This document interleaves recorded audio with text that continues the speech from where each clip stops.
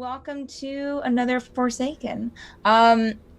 We have Andrew is out tonight, so Gimble will be poorly portrayed by me. Other than that, we have everyone here. So I'm gonna just pull up my notes and I will give a quick recap from last week. All right. So we are on episode 25 this week. So this is for episode 24. Our adventurers awoke in the charity house for another morning of conversation and information. Kazil and Teagan had an interesting conversation with Kazil's dad, Wilhelm, while Ranerius was given a book by Adrian to learn a new spell. Silvra stepped outdoors to pick up her chainmail from Fanels, getting a surprise colorful upgrade to its metal. On the way, she had a heart-to-heart with Jocelyn, letting him know her thoughts on staying together amidst such personal chaos. Gimble gets a communication mirror from Danielia to flourish the relationship even after he leaves Relask. And Gerbil saw a very familiar face in his dreams. All the while, various forms of planning emerge amongst the group on what their next step should be. Do they exchange the artifact in the mayor's office with a fake one, or attempt to create their own, or kill the mayor and take the artifact? We'll find out tonight on The Forsaken. So, jumping right into it, honestly, I think I should have watched the very end of the last episode. I think you guys are at the charity house, and you guys were talking. Sounds great. Right. Planning to plan. Still trying to plan after 2 episodes. Oh my gosh. Yeah.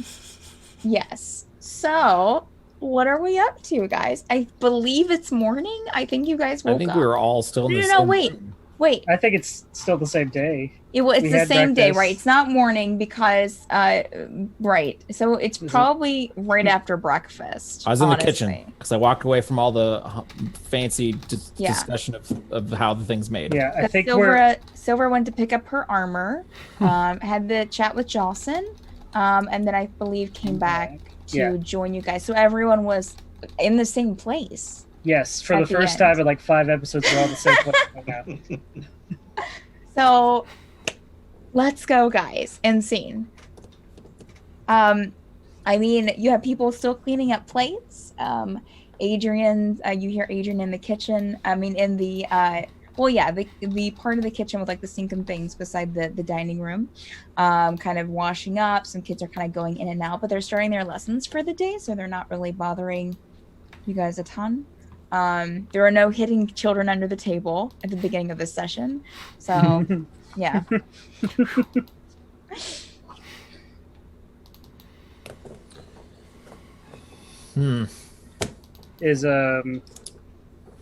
Is Wilhelm still at the table, like around us?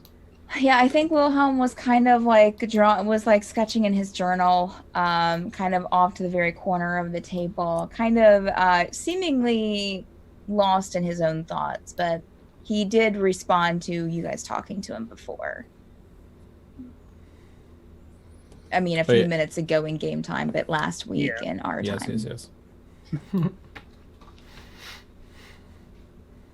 Yes. Gimble will speak up. So, are we gonna make the artifact? What's the plan? The thing that me and Silver are gonna me and Pixtron are gonna do. Yeah, I can help you with the smelting. I think that's what the plan was. Yes. Yeah, so we can do that today because that's gonna take a while. But what's our plan after we make it? Yeah. Right. Should we discuss this? I'll gesture over towards. Is there anyone crazy in the kitchen? Man writing in his journal? Wilhelm's at the table. I mean, the doors are open. There's not really. Are we all in the kitchen or are we all in the dining area? Oh. You're on the dining area. The kitchen's just a small little area. There's no place to really be in there without. Yeah, you guys all couldn't fit in there at one time. Oh, okay. With Gerbil saying, I'll say maybe we should step into a room where we can discuss privately what we want to do. There is an office that's good for that. You hear Adrian speak out from the kitchen. Yeah, you guys can, go upstairs or, I think the classrooms might all be being used, so probably the best place is probably upstairs. Thank you. All right. Thank you. You can go into my my office if you want to. Great, thank you. Sure, That's where we'll anytime. He'll kind of, give a little smile around the edge of the door frame and go back to his stuff. I'll top off my coffee and head up there. Okay. Eat Oh. coffee. Yeah. Yeah. Tegan will go in the room. You'll pass Lashta on the stairs as she's grabbing some books for the kids. And Morning. Adrian, Morning. she, Oh, look at my shiny new armor. she will give a wave to the guys and then kind of look at you, Pixrin. Oh, Fannels? Did you get it at Fannels?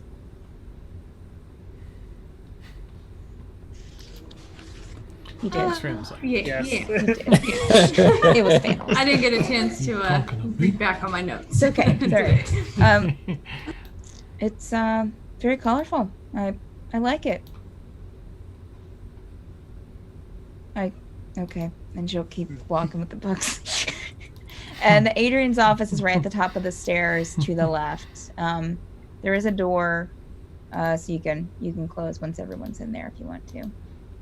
Again, dusty, not decorated really in any way, but there are some bookshelves with some books on it, and a window outlook, overlooking the city, but it does have a very heavy curtain over it. Red fabric. So you guys go into the office and close the door? Yeah, once Yes. the last person comes in, I'll close the door. Okay. Gerbil will do a quick look to make sure there's nothing like suspicious about the office. No kids Sure, hiding. make a perception check. Let me detect disease and poison. Please do. Please. I didn't pick that one, so I won't. Okay. Ooh, 4. I see 4. nothing. The office looks fine, Gerbil. Gerbil We're makes an safe. electronic sweep. I'll give it a hat down. I just pull Black out my light. arrow and just like we're safe. I'm gonna start to casting detect magic as a ritual because why not? I don't have much to contribute here. I'm just gonna sit down at in the desk Your chair. mind. Your mind. I was about to ask if Gerbil saw don't- something on the desk, but I'll be before over he here. sees nothing. All right, lad. So what's our actual plan, guys? I know we're gonna make the artifact. I don't know which way I feel about the mayor, if we need to take it from him or not. I didn't respond earlier, but I definitely don't think we need to kill him. He doesn't seem like a major of a threat in that way. I agree with Ren. He doesn't strike confidence to me. I mean, he talked with us less than half an hour before he told us his grand scheme of wanting to commit genocide. Competent people just don't tell people they just met. That might have had something to do with. Really, I think if we want to get him taken care of, we just, spread some rumors that he's trying to commit genocide, and I think it would clear itself up. But Teagan, do you think that if we left it as it is and just assume he'll never get sand for it, do you think the Thieves Guild would successfully steal it from him at some point? Well, here's the issue. Yeah, I think that, given it enough attempts, but maybe if they fail the first attempt, he'll double up his security on it. But he can't get it to work, and they can't get theirs to work right now. I remember Nyland saying that they tried to make their own, and they weren't successful. So, I don't know. Do they know that the mayor has a device? Yes, they know the mayor has. They know of the device. and they know of its potential. Probably the mayor knows the potential as well, but So if we take it from him, but nobody, hopefully, hypothetically, all things go well, and nobody knows we have it, we leave the fake one, then we eliminate the chance of them getting a real one. well, here's the problem. From what I got from Wilhelm, I mean, creating a fake one is just as if he is creating a real one.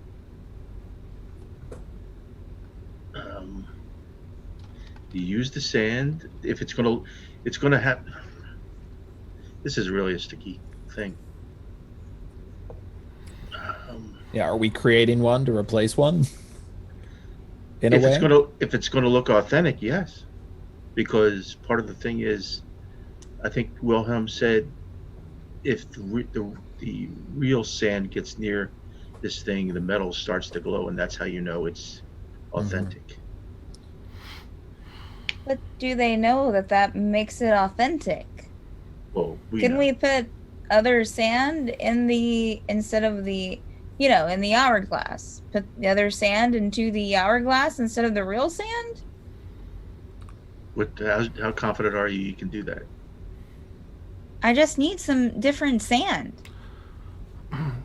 Do you think I mean, if they know that if they know what it does once it's actually working, they won't be fooled. But who knows if they know that? Do you think that you could convince them that it's a fake device then, if you put the sand in? And I they just don't make know? it. I just make it. He's saying if he makes a fake one and then we... Yeah. You put If we different- just put the fake sand, or regular they sand can't in, do you convince think the you real I could mean, one. you guys can do convince the mayor convincing. that I'll he has just. a fake? I mean, that's up to you guys. And we're taking this so that way they can't have it. That's our whole point, right? I suppose. And what are we going to do Okay. with it once we have it? Because we have buckets of sand. And we weren't. Were we giving it to Wilhelm? I mean, he seemed. I mean, no offense to your pops there, Kazil, but he seems a bit. My impression of Wilhelm is that, well, A, we don't owe him anything, but also, I think he does good work with it, but there's some side effects, I think, certainly, including that itch to use it, but I do think he does good work with it. I think you're right, Jabal and Wren. I don't even think we have to kill the mayor. Maybe we don't even have to do anything. There's Teagan's friend with the guild that's stealing all the sand. The mayor doesn't even seem very capable of figuring things out. I mean, what are we to do? Chase down every one of these things that are out there that we hear about? I think if we make one and give it to Wilhelm, he'll go on his way. The mayor and the Thieves Guild can fight between each other. I don't even think we have the strength yet, or the coordination to go in and steal it. There's a lot of guards there. I mean, if the only problem is, I think the one person we won't be able to convince it's real is probably gonna be Wilhelm, because he's the only one who knows how the thing works, right? According to our knowledge. According to our knowledge. My vote. Oh right. So, I don't know. Maybe should we find more? Should we find more members of this committee? Do you have a lead on that? I might. Let's just say Where do little birdie told me, but I don't know how. I mean, we can also talk to Adrian. He's part of that committee, right? I mean, if we're feeling talking kind about of the committee. sort of with him. Outside of character, are you talking about the committee that his dad's part of? yeah, the Torchlight Okay, committee. thanks. Yeah, I just couldn't remember. Exactly. Adrian sort of works hand in hand with him, doing this bit here, but he'd done your work for him, if that makes sense. My vote would be to make this thing, give it to Wilhelm, and then, I don't know, perhaps go tell, what's his name, about face to face about his sister and see what else is out there for us. Well, the mayor is wanting a response. Yeah, of what what are we we're gonna leaving do with for the him. mayor? I'd say no, just a flat no.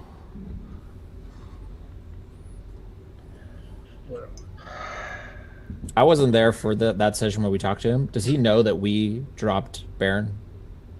He has suspicions, I think. Oh, but we didn't outright say it. Okay.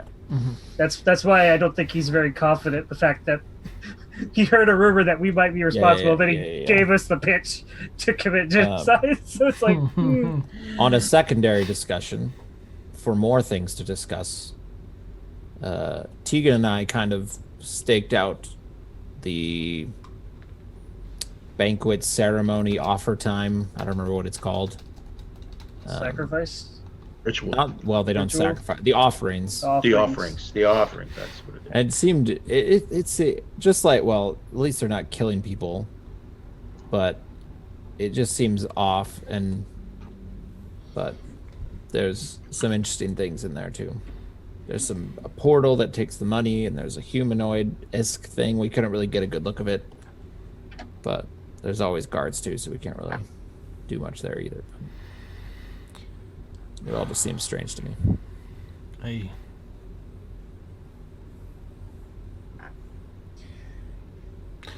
So Go for it. So, just out of character, real quick, because I also missed that session. There's only one artifact we know about, and the mayor has it, or in the Thieves Guild wants to steal that. That one. Yes, because they have the sand. Yes. Okay, Thieves Guild already has the sand. Okay, sorry. But the Thieves Guild doesn't have a fake one? No, They've been trying to make their own. Oh, trying to make one. Okay, thank you.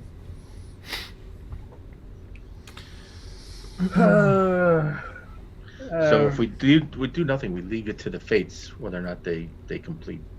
Either side completes the project.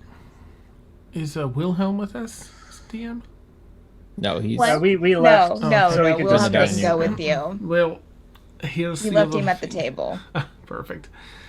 If we craft this for Wilhelm, we can always ask him if this is some with a new device, if he can manage retrieval of the one the mayor has on his own. That is a possibility.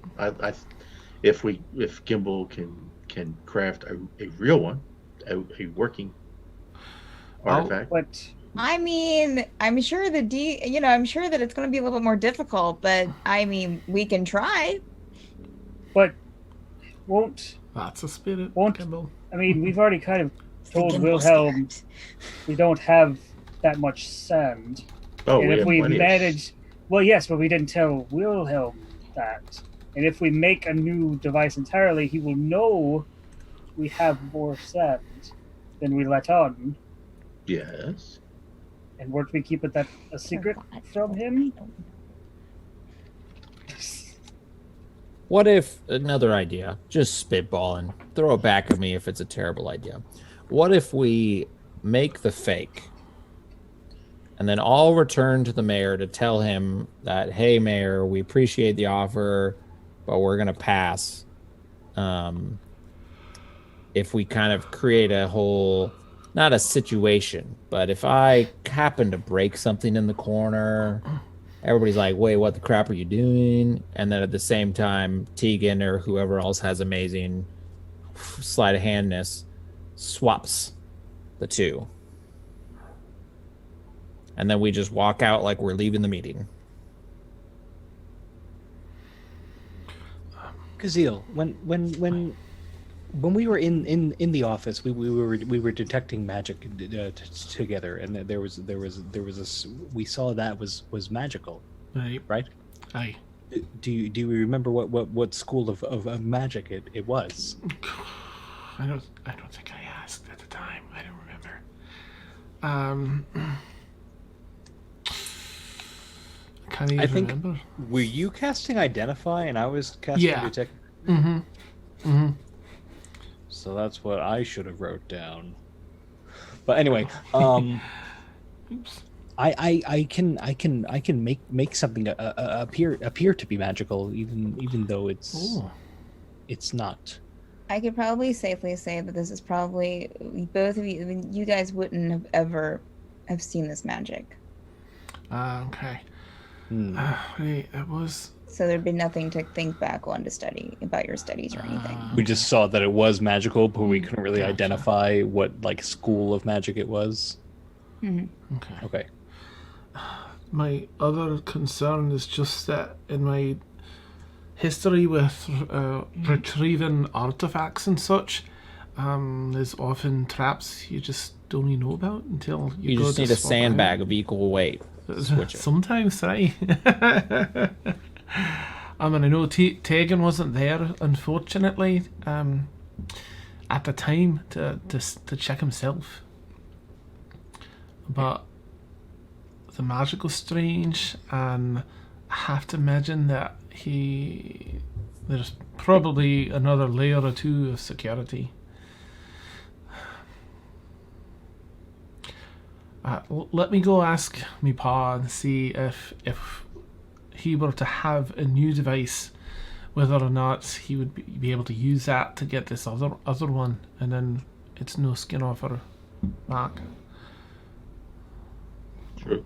Could be a long, arduous process to attune to it, which is even. All right. Well, yeah. Talk to him. Right. So I'll go down. I'll just not that we have to role play it. I'll just ask him if he had a new device and sand, would that make it possible for him to go steal this one from the mayor or retrieve it at some other point in time? Hypothetically. What? Wait, you're making a new one? Well, we just thought that if there was a way that we could find another. You did say that there were others out there. Sure. It's more of a yeah. hypothetical. Our friend Teagan knows people who knows people. Thought that he'd spread the word around. But would that make it easier for you? Because we really don't even want to face the mayor and all his guards. And if it's a danger, would you be You able... have to work with the object for a while before you're able to use it. But you're able to, Pa, right? I'm able to use the one that I use, yeah. Oh, But if it's a different one. if you try using just any one, I mean, it could be disastrous. I mean, I could blip. Yeah, I don't think that'd work. All right. I mean, I've never tried. I mean, I guess I could try. I mean, No, I wouldn't you want to put you in any further danger? I just thought I'd ask. Sure. Okay. Hey, thank you, pal. Give him Uh-huh. a little pat. Go back to his journal. Nice. And I'll son's report that to insane. everyone. Yeah. No, he says that if it's a different one, then there's trouble. Is Pixar in here with us? Yeah, right? Yeah. Everyone's there. Okay. Neat. Well, here's one thing. It costs us nothing to make a fake. Right. So let's set Gimble upon the task of making a fake. Sure. And then Yeah. we could try to swap it. But if it goes down in his office, it goes down in his office. It's got to be ready for that. Let's do it. Well, I'm You're not glad the you're one that eager to Kimball. Nailed him. Just- But do we have a backup plan in case things go south? Is there a way out? A quick escape? I mean, that's a tall tower. Well, I'll ask you. There's a how- window. Is there only one way in and one way out of that office? Well, that I saw, at least. Yeah. That lifty thing. Right? They were at The least... gate. Even with all the craziness going on, there were still at least 2 guards at the base and Uh, one or the two. the easiest time to do it would be during one of their nightly shindigs. You know, where there's a bunch of people. That's probably what he'd be expecting us to come talk to him anyways. And someone can be invisible, right? Wasn't that on the table? How long does that last? Isn't the Ranerius? Oh, you're muted, Joe. You have a really good lip movement, though. Beep, beep, beep, beep. Yeah.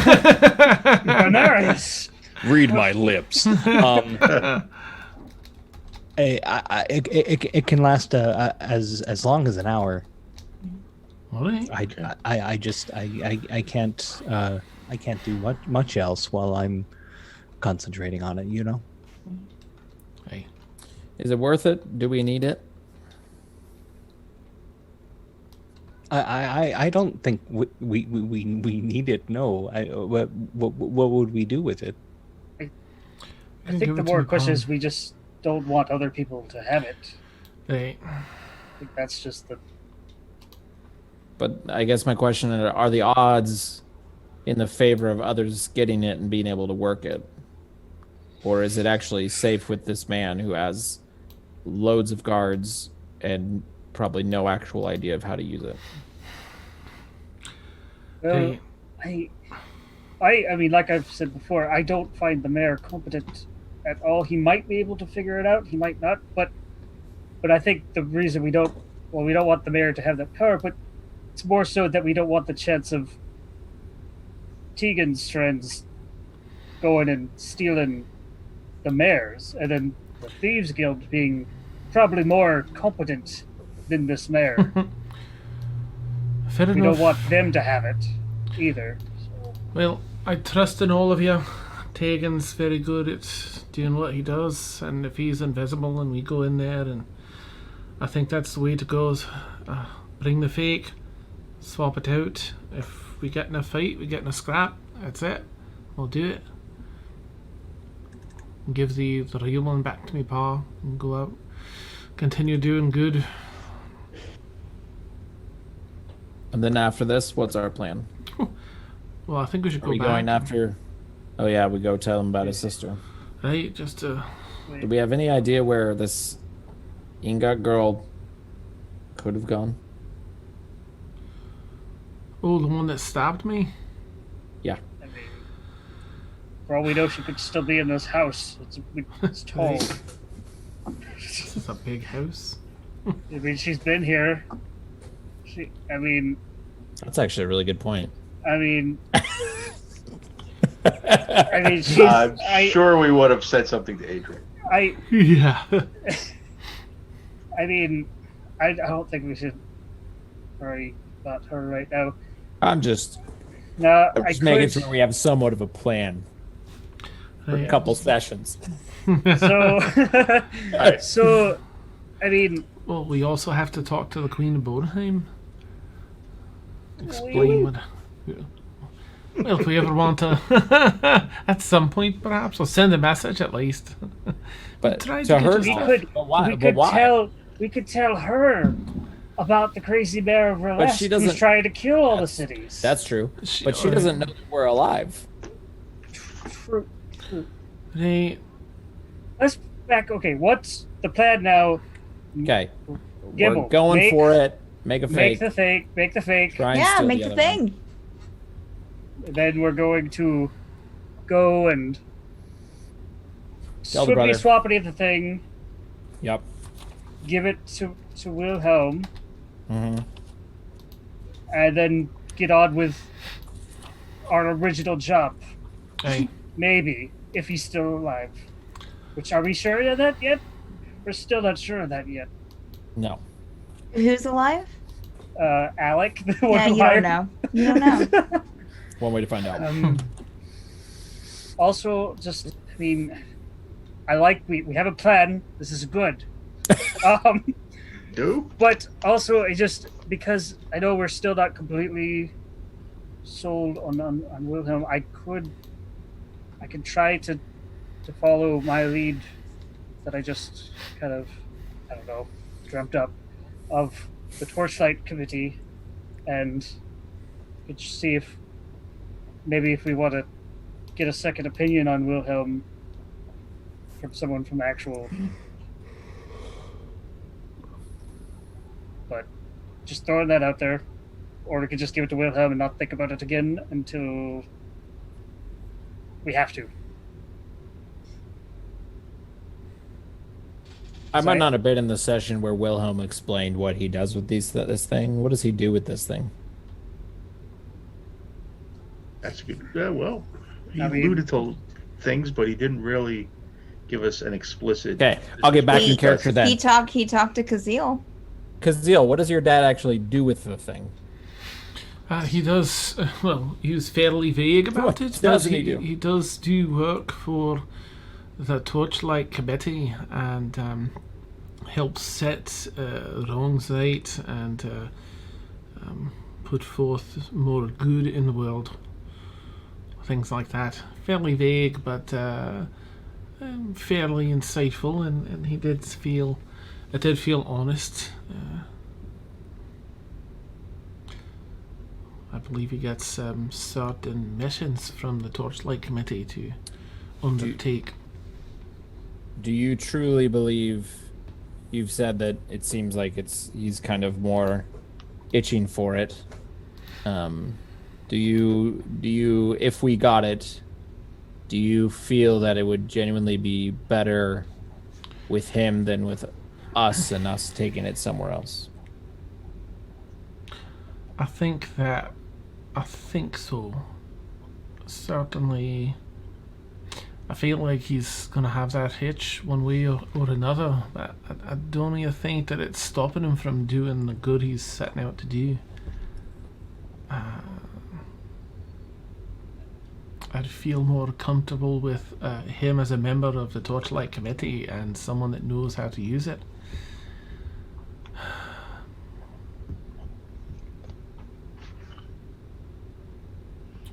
Well, it's going to take a while for Gimble to make the thing, right? So you should go ahead and just start focusing on that, right?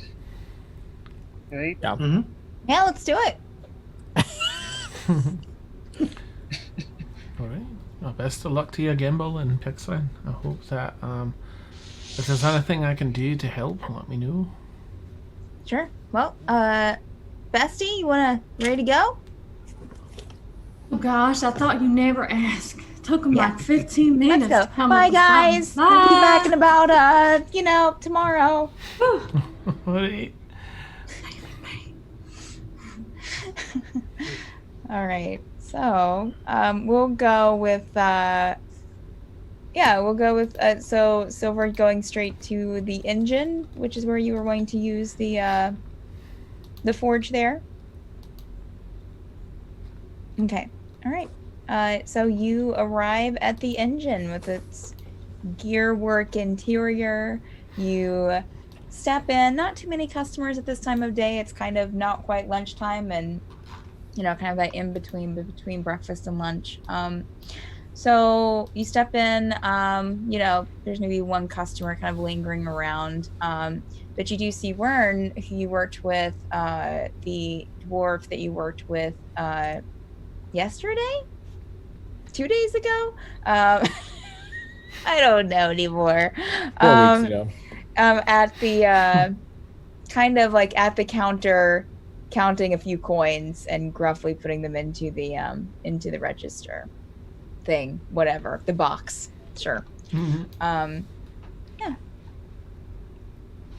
Hi again. Oh, hello again. You're How are you back. doing?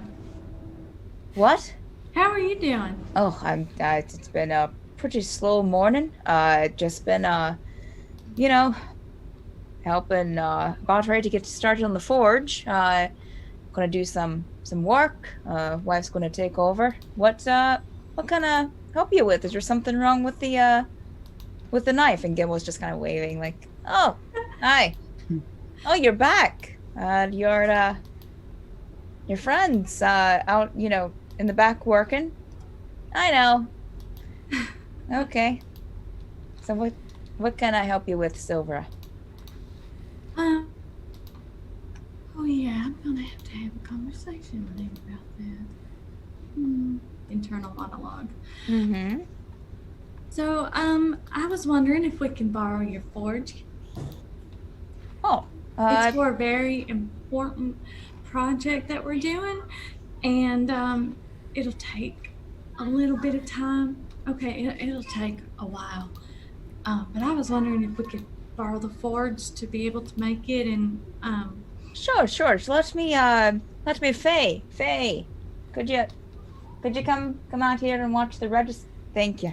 Let's go over to go over here, and he kind of starts walking, kind of like with you to walk with him towards the forge. So, what are you looking to make?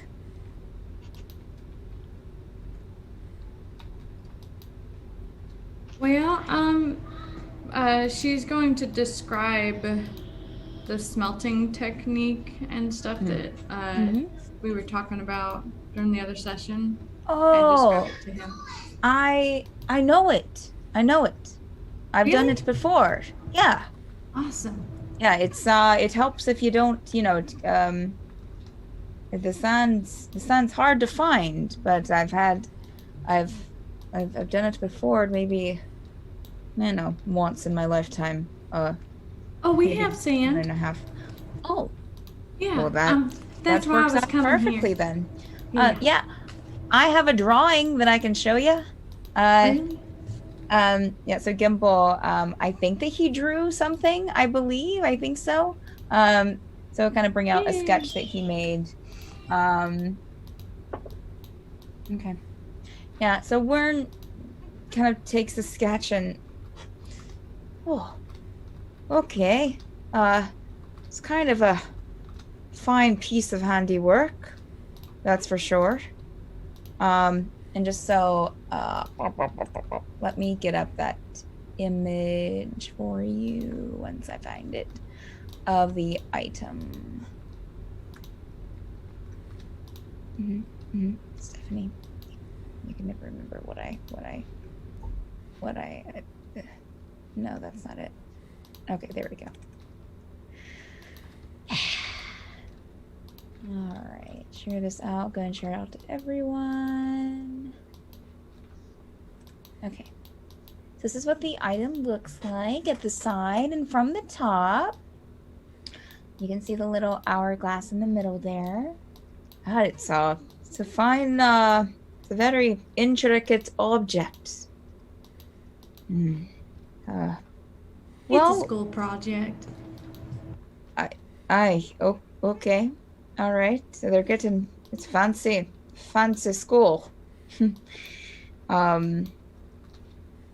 What school is this for? Yeah, Gimble, what is this for? Funny you ask. We're here to we were making it for someone, and we're going to give it to him, and might be getting something else. It's kind of a present, but not really. And he sees kind of Danielia kind of walking from one out to the next, with some stuff to restock some shelves. And I'll be right back. He tells you Silver and just kind of heads over there. He rolled a 3, so yeah. Well, I'm not saying we can't do it, but it's going to be challenging. Usually, I haven't seen this technique done with such a fine object. Usually, it's got something a little bit more sturdier, like knives or swords. Yeah, we can try it. What's this in the center? What's in the center of this? Oh, has like an hourglass in the very center. Oh. We just need like regular sand in it. Okay. Do you have any regular sand? Ew. Okay. Well, let me go back in the back and see what I can find for that little thing. That's not going to be something we can make with the metal. But I'll give me 1 second, and he will head back while you're standing there at the forge.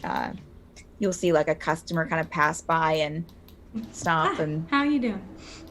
She's just rocking on her heels. doing good. Are we starting a show here soon? Oh, I mean, not really. I asked him to borrow the forge, so I don't. Oh, okay. I don't know if it'll be a show. All right, fine. Just I'll just go about. Bye. I go back in the store. You'll hear kind of Gimble laughing a few hours away. Is there like? He's proposing. Oh God. No, that's next week. He's made his decision. That's next and he's week. not even here. She'll find. Oh gosh, she wants to find like a very small light. Not a hammer or anything like that. Like, is there like something light that she can pick up? That's I guess probably as big as dice. Like there's a rock on the floor, like a pebble or something. There are little pieces of like metal. You'd probably be able to find. There's probably some charcoal or coal sitting around. They're cold. Are they cold? Oh yeah, yeah. Oh, yeah. Okay. I'll take a chunk of. I'll take a small chunk and just start chucking it in Gimble's direction. Okay. All right. He's a couple I'm of hours bored. away. I'm bored. I'm making a mess. Okay. Roll a sleight of hand check.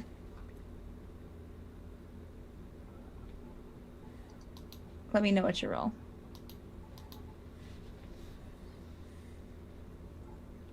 7. Okay.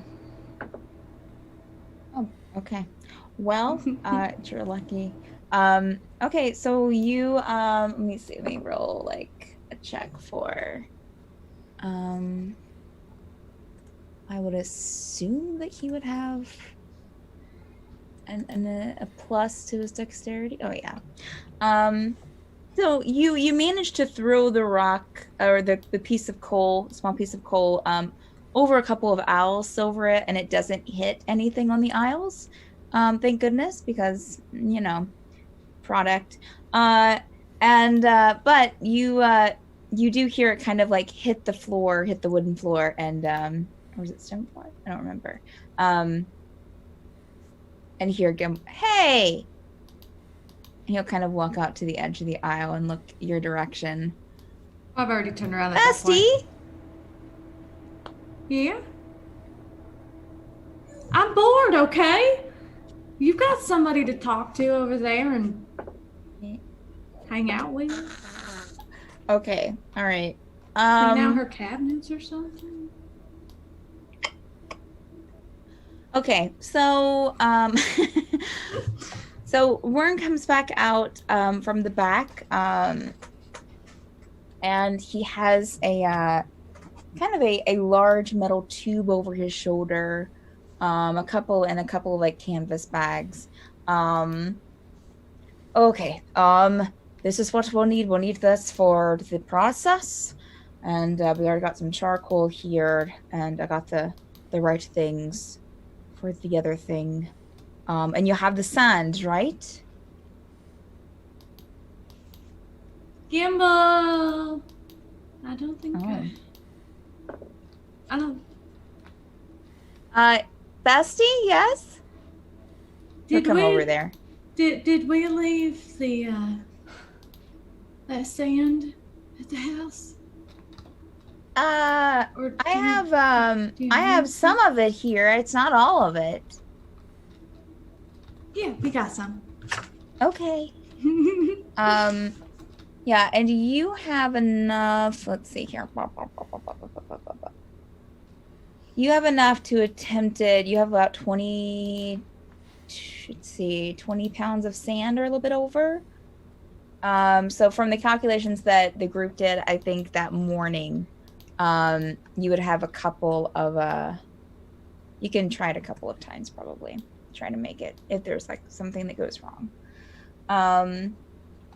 Okay, so and Wern kind of takes some things out of the canvas bag and he holds up a bag of like it doesn't look like sand. I didn't have any extra sand, but I did have some ground up rock. It's pretty fine. We use it for some processes, but I didn't have any sand exactly. Oh, that's perfect. I can go right in the middle. Okay. And oh yeah, glass. Well, I don't have anything. I don't have any processes or the material, at least, to mix glass right now. But I do have this, and he'll kind of bring out this like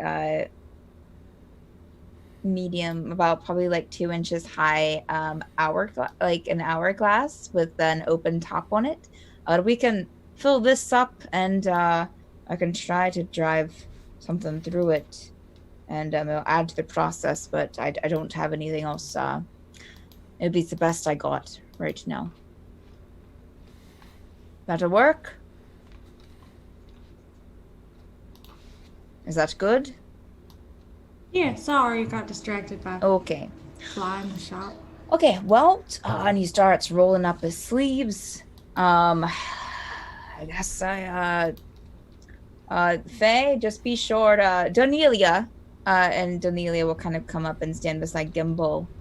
Could you kind of take care of the, I'm going to be busy here. Oh, do you want to help? Donelia here, and he's talking to you, Silvra, since he probably knows that Gimble knows some, is aware. Donelia here is really good with metal work. She makes metal sculptures and other things here in the shop. That I do. And she'll. Oh yeah, you've already met her. You guys met, so. Okay, so we got a lot of hands. I think that we can hopefully pull this off. So, and he'll start explaining the process to Donelia, who's going to look a little confused because she hasn't been privy to like what you guys are doing. Okay, and she kind of keeps looking at Gimble, and Gimble just kind of nods. I'll explain later. Okay. Sure. Let's do it. And all right. So this is gonna be fun. Let's get it, let's go. So yeah, and Wern kind of lets you know that this is going to be a very lengthy process and goes over, kind of refreshes you on, there were a couple of things that when you were told about it before, I think it might have been from Wilhelm, I think maybe about the process, that a couple of things were a little wrong, but Wern was able to, he was able to, correct a couple of things. And we'll let you know that this will take about 10 hours. That we can do, so I mean, he'll just kind of tell you, once you burn down the sand into metal, you can stop there. He'll check in, and you guys can stop there around like, I guess that would be probably like around 4, or you can keep going until like 10 o'clock tonight. I got some snacks in the back. We'll make sure that we're all fed, but this will be quite the process. Is everyone ready? Is everyone went to the bathroom? You got everything done? You're ready to go? Silvra, you're ready? Yeah. And okay. I think I would like to just work straight through, and just to be sure that. Okay. Yeah. You guys are okay with that? Yeah, sounds great. Good. So Silvra, with Gimble's help, with Donelia's help, everyone kind of starts breaking down into their own process and helping with, putting the coal in, because you have to like alternate the coal and the sand every 6 minutes for like 5 hours. And for those watching, this is an actual process. I have just sped it up a bit because otherwise it would be like 2 8-hour days. Yeah. Plus, actually. So but with all the help, that's why it's not taking as long. So you can roll with advantage, Silvra. And I'm going to make I'm going to make rolls myself. Where's my D20? Okay. And we are going to be making, now, Silvra, you have, let me bring up, do you have proficiency with yeah, you have proficiency with smoothing tools, right? Yeah, we've already discussed this. So yeah, you can add your proficiency to it. And you'll be making because I haven't actually put the tools into your skills. That's my fault.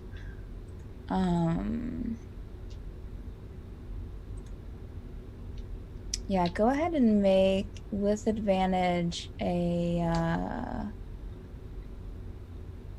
make a couple of rolls for me. Make a intelligence roll, street intelligence with advantage.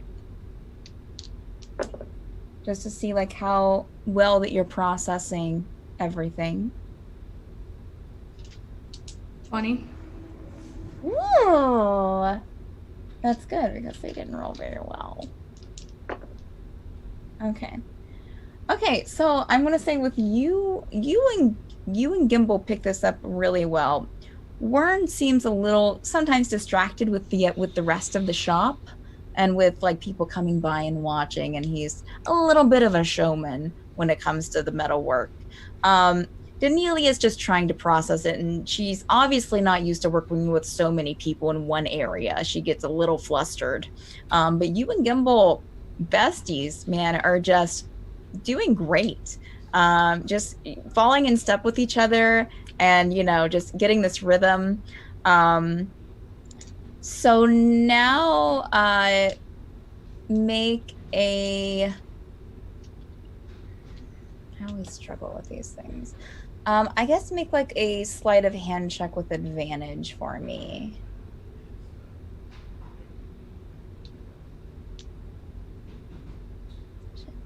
$21.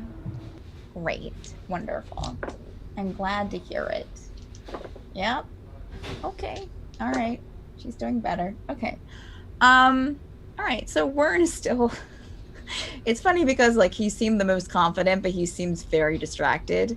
Danelia picks up on is better at kind of helping with the finer, minute things, especially once you get into the actual metalworking process in the latter 5 hours. She's a little more adept there.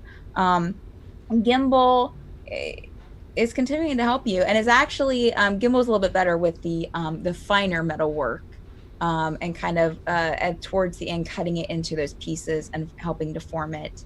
So the three of you are working very well together, especially in the latter half. Yeah. So so we're going to go. We're actually I'll go ahead and let you know how it turns out. So yeah, you're able to, by the time that you're done, this artifact looks it resembles it very, very well. Oh, that's good. And honestly, like, even though you didn't think it would work, the hourglass that Wren brought out, it's like, okay, we're drilling a hole in it, and then you're feeling it, and it seems very, he's actually able to make it work and able to get the pounded rocks in it. And it's not like exactly resembles sand, but it resembles sand enough. And it kind of turns on the pivot like in the drawings and like that was described to you. And as far, did you see the artifact yourself, Silver, or was it just explained to you? I don't remember. You were in that room, right? Yeah, but because the mayor kept saying that he liked you, because you were feisty. that attitude, man. So yeah, I mean, from what you remember, this looks pretty darn close, pretty close, and yeah, Hey, and she's So gonna we- wipe her forehead, and there'll be a Mhm. smear of soot on 'Cause her it is- forehead. it is late. We're gonna go back to the other kids at the charity house. So what are you guys up to? I mean, Silver and Gimble are going to be gone all day. Anything that you guys want to do during this? What do you want to do during this time? I would like to take the squirrel clothes that Pixrin brought me and take both the squirrel outfit and take the backpack off of that, and then take the wizard outfit and kind of cut it to where it looks more like a cloak and combine Okay. it so it has a backpack and cloak. You have someone standing. And you I make a do. sleight of hand check for me. What's up, bud? I'm doing what I do. What a game sli- are you playing? Make a sleight of hand check for me Yes. for this Squirrel Sim 2016. crafting. We'll see if this is a foretelling of our sleight of hand later. 18. Okay, you're able. I mean, it looks good. It looks good. Nice. You're able. You're kind of surprised at at how well it turned out. Perfect. Then I will then put that on Pip. That's beautiful. Yeah. I couldn't ask for anything better. I know, right? Okay, so we'll say that takes you about, probably like once you're sewing everything, 3 hours, couple of hours. Yeah. You get some kids kind of, in between classes. They'll kind of come up and, take a look and, oh wow. Teagan, what are you doing today? Well, I was gonna, if we're gonna do this, then I was gonna get with whoever was in the mayor's office. Okay, Wren, Gerbil. It was Gerbil in the It mayor's was office. all of us, Yeah, I but think- Yeah, I think everybody but Gimble and you, Teagan. So, Yeah. Okay, so I just want to plan out things. So it's like, how big is the elevator? How many people can fit in it? Where is the artifact in the room in relationship to everything in the room? And explain to them what I want to do is my thoughts. If we're going to do this, okay, getting in is not going to be the problem. Getting in is we're supposed to meet with the mayor, so that's our pretense to get in his office. But I will be invisible. Okay, everyone else go in, do whatever you want, talk. But but I need, and I'll look at Gerbil, I need a large body to get in between me and everyone else's line of sight from the artifact. Because what we don't want is them to see suddenly an artifact float up in the air, disappear, and then reappear. right. Okay, so you got to post up as the vision blocker.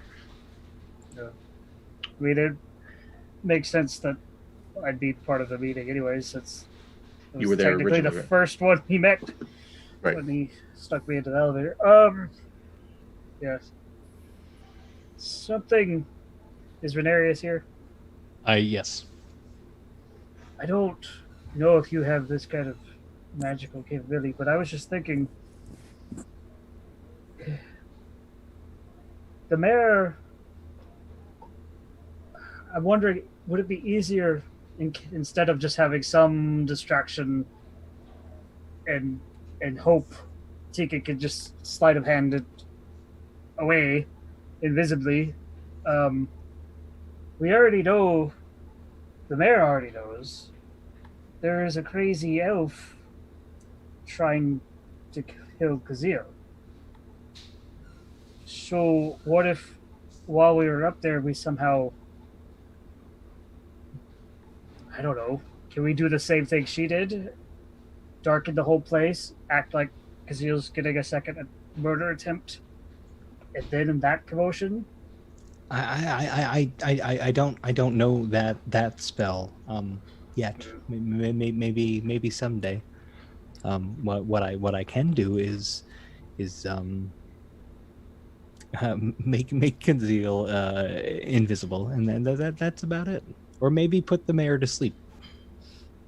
I think that would. Did he go up with? I, Did he go up there alone with everyone, or did he take guards with him? When he no, went for there's the meeting? guards. There's guards up there. There's 2 guards by the elevator, right? Those are only guards up there. Yeah, and make- then there were guards in his office that he shooed away. Okay. Yeah, I like that Maybe. idea because if we're going to talk about the sand issue and maybe even, I don't know, we'll let Kazeel or whoever's doing the talking be the judge whether or not to bring up the other deal, that maybe he would want to speak about that in private, or maybe we can request we speak about that in private. So that's only one person we have to deceive. If that doesn't work, we're just going to have to rough it. I'm sure we could get the guards away. Yeah. I think we might need a bigger distraction than just accidentally knocking something over and being like, "Oh, what's that?" I'm just trying to think of what would give us better odds of success here. I wouldn't want anything blatantly magical to be in that room with True. us. That might make us look suspicious. True. I mean, let's start talking about, worst case scenarios. What happens if they catch us in the act? Do we kill them all? I don't like that plan. It seems a bit too. We can try and run. But there's an Can- elevator. Can we operate the elevator? Does anyone know how to operate the elevator? I mean, maybe. But either way, it's not like a hallway. It's like we run Directly and then we into his stand office. there, and then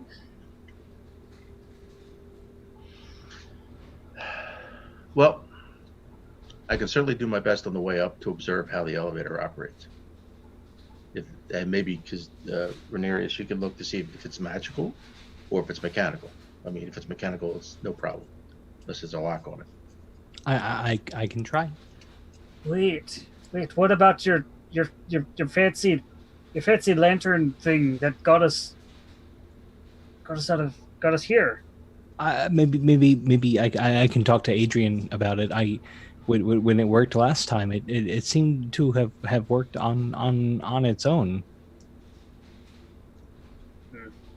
Okay. I wasn't the one who activated it. I sort of followed. I'll speak to Adrian about it though. Okay. So I guess if it all hits the fan, we'll just worry about it then. Sounds like a plan, for lack of a better one. Right. All right. But by the way, could I borrow some money? How much do you need? Oh. I need about 100 gold. I'm trying to learn some new spells, and 100 I know I could pay you back, but I'll look at Teagan and just be like, "Oh, I can give you 25 towards your. That's stretching me out. Yeah, I don't have really any gold to give. Kazeel? Poor people. I can." Kazeel's probably got a shitload of money, but he's not talking. What's that, Gazelle? You want to give it all? Sounds great. It's really okay then. It's nothing pertinent to what we're What's- working on now. What I'm kind of magic would you want to? Are you tested out here? Specifically, I was given a book by Adrian. I know I need to practice and unfortunately burn through some components to get it into my spell book. locate Yes. object. I have some other things. Detect thoughts is something I might learn later, but I need the gold to fuel my studies, if that makes any sense. No, that makes perfect Yeah. sense. I'll But again, it's nothing pertinent to what we're doing now. Gerbil will begrudgingly stick his hand down in his pack and pull out and give Ranerius 50 gold. Oosh, man. Don't blow it all in one place. I'm unfortunately going to blow it all in one place. That's You exactly did- what he's going to do. You didn't have to tell me that. Just don't tell Gimble, because he's still giving me crap about the chicken thing. Okay. This is an investment. Think of it that way, and you're getting your money back whenever we actually take another job. Don't worry, I'll get it back when I get those flowers. Dear God. So what happens? You go from one side quest to the other, to the other, to the other, without Yeah. really finishing any of them. I mean, we haven't even left the city yet. I feel like I haven't. You know, it's like in every single. It's like Skyrim. It's there. I'm gonna get to it eventually. I just haven't. Let me do the stuff in the city first. Sure. All right. So I'm at 75 gold. I'm gonna have to go mooch off the streets I'm sure for my Kazeel- arcane addiction. You got any more of that magic sand? I need components now. starts itching his arm. I really. But need anyone else components. have stuff that they want to do during the day? Gerbil will go back downstairs, see if Wilhelm's still being Wilhelm at the table. Yeah, you'll see. Well, Wilhelm's not at the table anymore. He's actually like a bookshelf there in like the sitting area on the first floor, just kind of flipping through some books.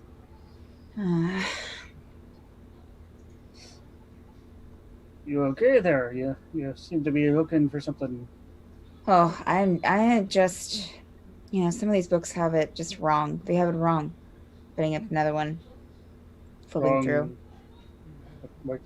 Like spelling errors? Like what's wrong about? No, just things. And he'll put the book back. What can I do for you? What do you need? You've been doing this torchlight committee thing a long Yeah. time, right? Sure. Yeah. Right. I'll be honest, I don't know a whole lot about the Torchlight Committee, but I had a friend who did. Do you happen to know a Keeper Orlias Trinsel? No, he's over in the west, east, west. Yes. So you know him. I mean, I've met him before. Met him a few times. But he's alive. You In a way. you trust him. In a way. Yeah. Sounds peculiar. I mean, as alive as any of us are, I guess. So you're going to see him? I mean, I don't know. I just had a friend who told me I could trust him and Yeah, he's trustworthy, I guess. Yeah. I mean, it's a bit of a pain seeing him. With the whole. I mean, I but you. what?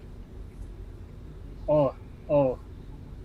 Do you know? A bugbear? Do you know how to see it? Do you know how to get there? Do you know where you're going? I mean, I know I need to go to a valley sort of nearby here and go find some stone sculptures of some hands. Mm-hmm. Yeah. There's some rivers and Yeah. can I just like I don't know. It's like am I trusting him? I don't it's like I mean, you can make an insight check, Jonathan. I don't he's being weird, he's freaking me out. Whoa, 21. I forgot Gerbil's an insight. I would say you've been around Wilhelm a few times already. Mm-hmm. He doesn't seem any less strange than he does usually. Like, Okay. it's just, I mean, you kind of notice him kind of look off in the distance sometimes, like when you're talking to him, like he kind of loses eye contact and kind of spaces out for a couple of seconds and then comes back to you. Right. Yes, I'm fairly certain I know, find the sculptures at the valley with the rivers, and Yeah. then recreate the symbol, the eye. Yeah, the eye. Mm-hmm. Right. So, yeah. I mean, it seems like you know where you're going. Right. I was just. Yeah, I just thought I'd ask if you knew him. Yeah, I've met him a few times. Yeah, Do you trust him? and he's the keeper. Right. I mean, if you can't, I mean, If you can't trust the keeper, who can you trust, right? yeah. Right. But I mean, why are you seeing him again? I don't know. My friend told me he was someone I could go to if I ever needed help, needed protection. Sure, the keeper has a lot of stuff that he has to worry about. But yeah, sure. I mean, maybe if all this goes good, I could go with you. Or I might be called away again. Right. I'm sure that there are plenty of things that I'm missing out on. I just got to get this back, I have to Right. get the object back, which is what you guys are helping Kazil. Yeah. Of course. Yes. Just gotta get it back, and we can. Yeah. Of course. Yeah. Of course. Yeah. Well, thank you for the chat, Wilhelm. I'll let you go back to. He'll pull a book off the shelf and just start flipping through it again. I'm just gonna kind of nod It's been and walk away. no. This is and he kind of as you're walking away, you kind of see like a book being thrown across, like kind of like tossed over his shoulder. Wrong. It's wrong. Pulls Can out I- another book. Can I kind of go over and like pick up the book he threw and look at it? Yeah. It's a history book of Osbergen. How far back does it go? Like the entire history, or? is a It specific was so. Are you looking for like a publishing date? area? Or just like is it like the history of Osbergen from 1800 to 1850s, or something like that? It's like, or is it just general? It says history of Osbergen. If you're looking at the publication dates, like in the front, of that are actually handwritten on the inside cover, the date is looks like it was written or published, printed probably about 50 years in the past. Yeah, we'll go with 40. So it's not too far back, but it's a history up to that point, of course. I'll take it and I'll gotta go sit in a corner. I'm just gotta like peruse through it. Okay. Make a intelligence check. Wait, does that kick in? I haven't taken a nap yet. It's fine. Okay. Here we go. Hey! What did you get? I have it covered up. 6. Yeah, you're looking through this book, Gerbil, and they're just, it's a lot of words, and it's very small print. And as you're just looking through this, you're just, it's so hard to kind of keep your attention. It's just so much information. And so, you kind of start finding yourself kind of skimming a few things, and, you find some diagrams, and you're just like, okay. You might see a couple of like places that you recognize from the continent. Yeah, but yeah, that's it. I'll close it and just I don't know, putz around until someone needs gerbil. Sure. Anyone else have anything they want to do during this day? If I get another 25 gold from Kazeel, I'm gonna go and start searching for spell components and stuff. Yeah, I don't know what his he was I gotta wait for him to he had to go and do something came up, so he said he'll be back ASAP, but he's dealing with that right now. That can wait. But yeah,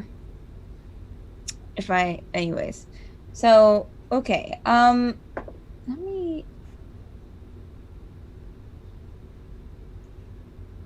I would say Silver sometime during about midday you'll see Jocelyn come back in. He has like a couple of like a package under his arm, and fabric bag with some stuff in it. He'll kind of stop in the kitchen and looks like he did a little bit of maybe grocery shopping for the charity house while he was out, and he'll pass you. Have a good day. You too. I'm asking, did you have a good day? Oh yeah, sorry. It's been a really long day. Everything. Oh, that's right. Wait a minute. Got a bit of You're not at the house. Never mind. You're not at the house. I'll just forging away. it. Never mind. We'll say that he comes into the forge. That's how it works. He comes into the forge, Silvra. We'll say that he comes in the forge, and you see him kind of like glancing around at the shelves. My apologies. Brings you lunch. So you see him Lunch kind of like notice you at the forge, and he'll kind of step up and just kind of watch, as you guys are working hard. It's probably like the middle of your process, and you're just starting to switch from creating the metal to starting to form the metal, and getting it cooled down. Fancy seeing you here. What you doing? Oh, hi. I didn't expect to see you in here. We're just making a project. What are you up to? I was just walking around the town. It's a lovely place.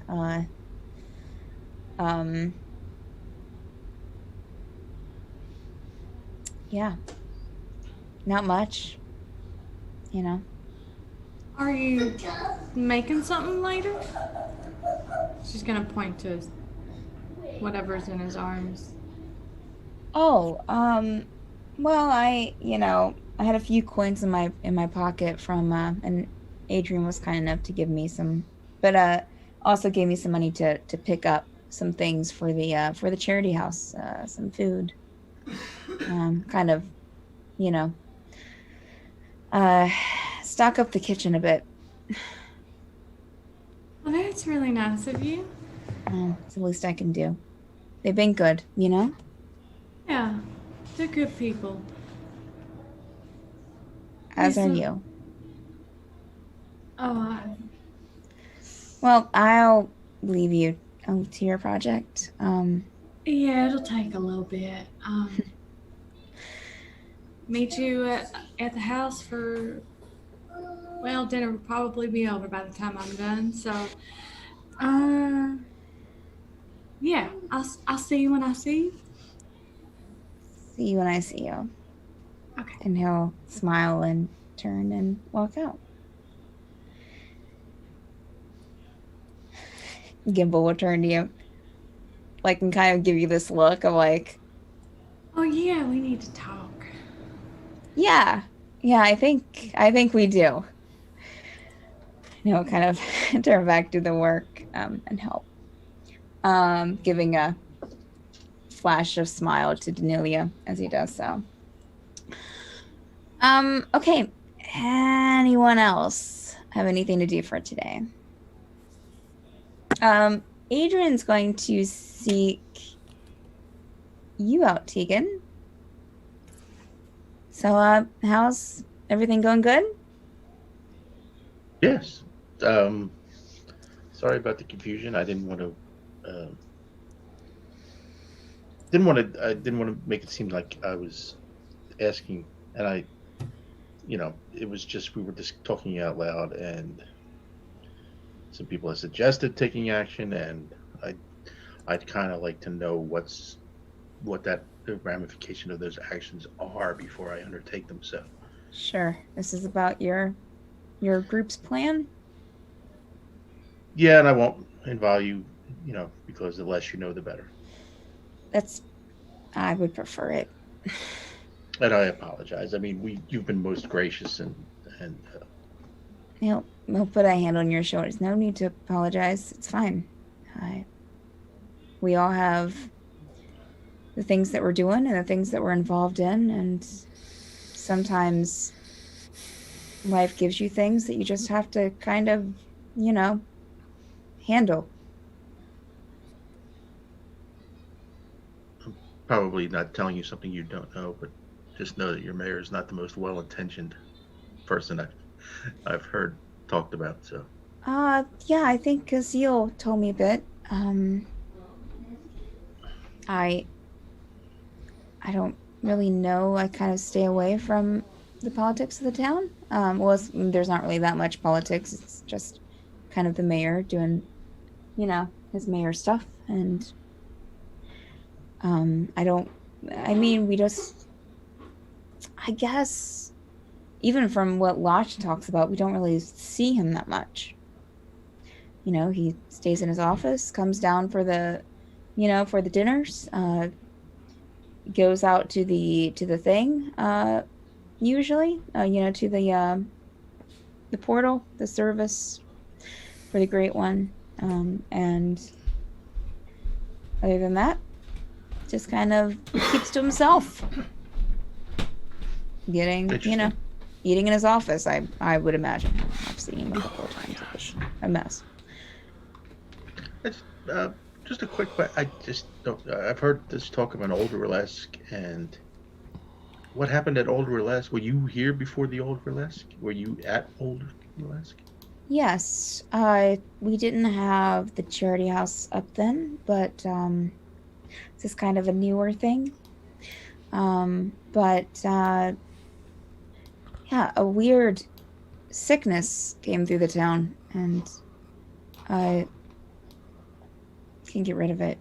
So, Mayor, in his infinite wisdom, just said, hey, let's just leave it and go and build, a few miles away.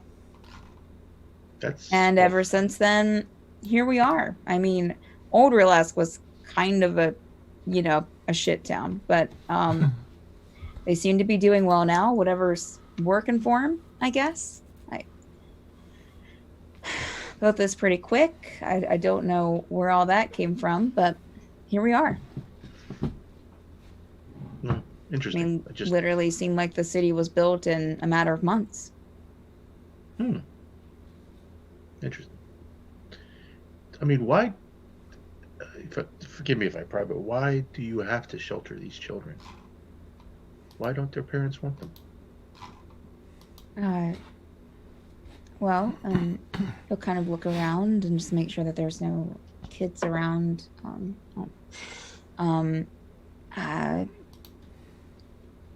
Their mages. Mm-hmm. Maybe I didn't explain this to you. Maybe it was someone else. Maybe it was just Kazeel. Well, you know what's going on in the world right now. The mages are, I mean, they're disappearing. Or from what I've heard, disappearing in other cities. People don't think very, most of the governments here in Osbergen don't think very highly of them, only to use them. So people in Realesk, ever since kind of what happened with Old Realesk, they don't really seem to like to talk about anything bad. So having a mage in their house is just a reminder of what's bad. So once the children start showing arcanic ability, the richer folks ship them off to colleges, or to relatives that live in other places. Those who cannot, sometimes simply just put them out. Sometimes out of the city, sometimes just on the street if they're young enough and they won't remember where they're where to go home to. They just forget about them.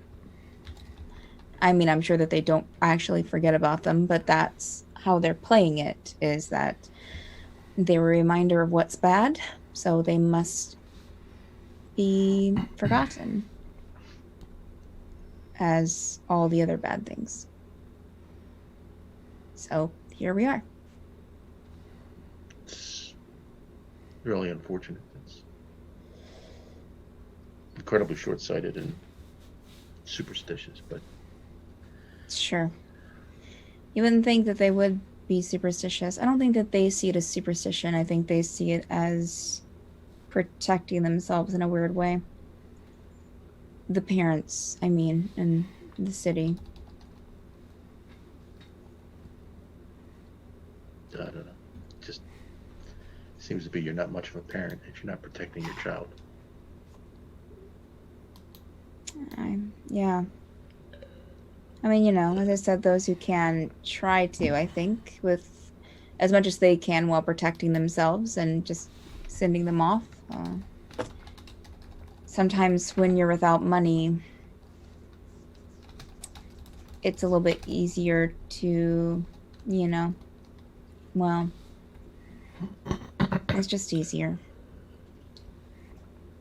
Well, in any case, it's very admirable what you're doing here, and I apologize if we do if we did anything that jeopardizes, and I'm trying to do my best to make sure that anything we do does not jeopardize what's going on here. I mean, if anything, it kind of helps the kids to see adults other than myself and Lashta, that treat them well. And you guys seem to treat them well, so, Yeah. That's good to hear. when they're not sending you to far off distant shores to find sand. Sorry about that again. No, it came in to be quite handy. Good. So He seemed proud of himself, so. good for him. Well,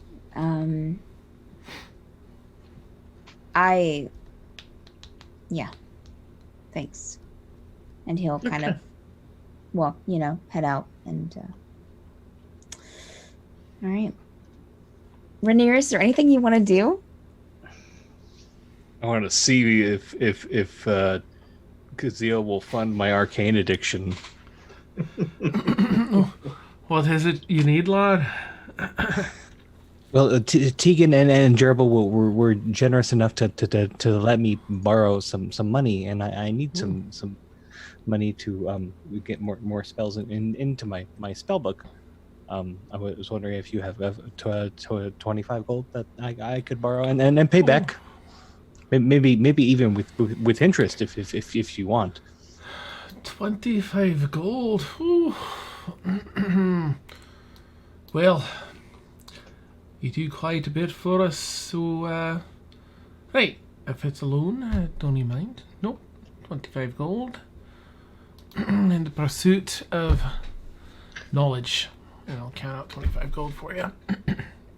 Thank you so much. I'm going to learn a new spell, and I'll be more useful to us all. Wonderful. Just pay me back when you can. Absolutely. As soon as we get paid for doing something. Sure, right. Anything. No rush. All right. My inventory. So are you heading out? It's probably like midday, Ranerius. Are you heading out Yes. to get your components? I am heading out to get my components. Okay, yeah. So you're heading over to Lucky Herbs, which is not too far. Actually, just a sector away, a few blocks away. It's like maybe a 15-minute walk to get there. Did you want to roleplay that out, or just say that you picked up everything? I'm looking up the exact components that I need. Okay. Well, again, there's like I don't need to tiles roleplay that. and- Oh, okay. it's a copper piece. Never mind. Yeah, that's in your component bag. We'll just say that. I'm literally going to be burning the money. Yeah. No, yeah. Okay. All right. Yeah. So you get what did you pick up there? The material component for detect thoughts is a copper piece. Oh, okay. Got so, you. Do I go to a bank instead? I don't know how you want to turn 100 gold Can into I- a spell on my spell book, but Can I cash in this $100 bill for 100,000 pennies? But we'll say that they'll have copper there. And it has a gold amount for the copper. no, it just says it's a copper piece that you need. Did you need 100 copper pieces or 100 gold pieces? I'm assuming that I need 10,000 gold copper pieces. I don't know how. Like, Wait, what spell are you looking at? detect thoughts. Okay. That was Ranerius. that's all that you were picking up was were the copper pieces were the Yeah, the I mean, I components for imagine detect have thoughts. some on me, but like D&D Oh. rulebook wise, like you just like swipe a bunch of gold. From I think Ranerius is Thanks, actually, like, everyone. just split. It's like he's gonna like Kaiser Soze this whole thing. He's gonna like his stutter goes away. He just walks off into the sunset. Let me just This is reiterate. stutter. Let me just reiterate that I don't as much as I I don't think that if it doesn't have like a gold amount beside or like a money amount beside like what you're needing, like as far as components go, Joe, you don't need to. Or does it? well in the wizard section of the rulebook it says that you need 50 gold per level of spell. That's the- Oh, Recorded For- into for a scribe- okay. Yeah, Oh, Yeah. I see what you're saying. Okay. Yeah, that okay. you need. That you have to spend. Yeah, that It's- you need. The copper pieces were, I would just consider that part of your component pouch. Right. Yeah. Yeah, that's just Or insinuating. just, you have a copper coin, Yeah. I Right. mean, Right. but yeah, whatever you need for the, scrolling or whatever, you can just deduct that out. Sweet. I do that. So detect thoughts was in Kring's spellbook, and I know that the last time Ranerius encountered Kring's spellbook, the weird stuff happened. Oh, yes. Mm-hmm. I don't know So, if that needs to be You're roleplayed out. opening the spell book to copy this down, right? Yes. Okay. All right. I'm gonna Make- find a nice, quiet place in the charity house and hope I don't go insane. Well, the one room that you guys first came in and with the large window is open because they moved the two other people into the room where Jocelyn is or was. So make a wisdom saving throw for me, Ranerius. Okay. And let Here me I know what it go. is since I have it all covered up. Boop-a-doo, boop-a-doo, wisdom. Let's go. It's a 2. I'm Nice. gonna use lucky because I Okay. can. All right. It's a 5. Not much better. Oh, Wow. So We're it's never getting been. that money back. I mean, it hasn't been it hasn't been a very long time, Ranerius. I mean, as far as us playing, it's been a while. But it's been a lot has happened since the last time you opened up Kring's spellbook. Yes. So you kind of at first forget that anything happened the last time, and so you're sitting down, and it's nice and peaceful, and you're stretching out, and you get the spellbook out and open it up, and you're flipping, trying to find the spell where it's exactly written down at, so you can copy it, and as you're flipping through, you start seeing those sketches that I described before. And the writing and like the descriptions of like the weird descriptions of you guys, of him trying to remember what you looked like, from the first time that you kind of ruined his life.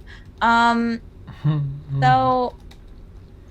and as you're kind of,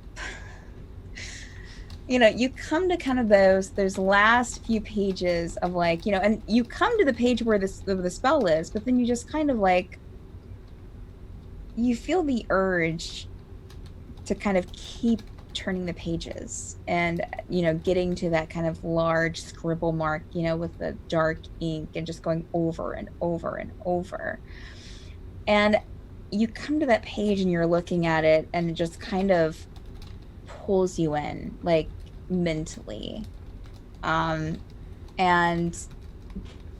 you feel your conscience give way and everything goes black, and for a very quick moment you see that weird eye symbol that you've seen before, from Rinka. You kind of hear voices kind of speaking the list that you found in Rinka's office, the different things that are on that list, stopping, only going through the first four and stopping at the right, I think a bear with a dark heart, and you're out. I would say that you're out for probably 2 hours. You come to, sun still barely shining through the window, kind of hitting your face, and you give a little cough from the dust that's settled on you, and the spell book is not there. Oh no.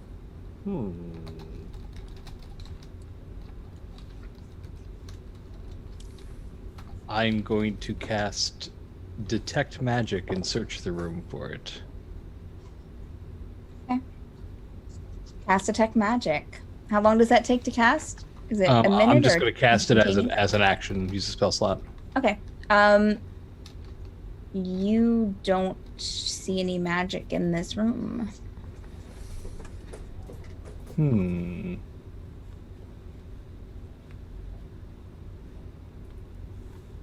I'm going to stare at the ground and sigh and reflect on my failure. Okay. What is to be said for the 100 gold that I just borrowed from everyone? That's for materials. Oh, so you're looking at your your coin purse to see if all that's still there? Yes.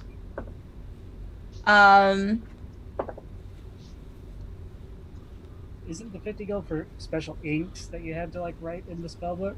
Inks and So it's paper. like you technically had to Yeah. buy the special inks. So Did I get mugged by the coast of Kring? You, as you're looking through your pouch, Ranerius, and you count out the gold. You count it twice because your first time you must have got it wrong, but there are 80 gold there, and not 100. All right. Cool. Pay me back when you can. Well, that's my day. All right. Kazil, was there anything that you wanted to do during this day? Silver and Gimble are at the forge all day. creating the item until like 10 o'clock that night. We've had other people do a few things, obviously. Does Kazeel want to do anything before we take our bio break? I think I'm just going to drink a ton of coffee and relax today and use the bathroom a lot. Okay. All right. Okay. So as Kazeel has used the bathroom a lot because he's drinking so much coffee, that's why we'll take a bio break. So for those watching, come back and or hang around. In 8 to 10 minutes, we will come back refreshed and ready to continue on. Yay. All right. Bye.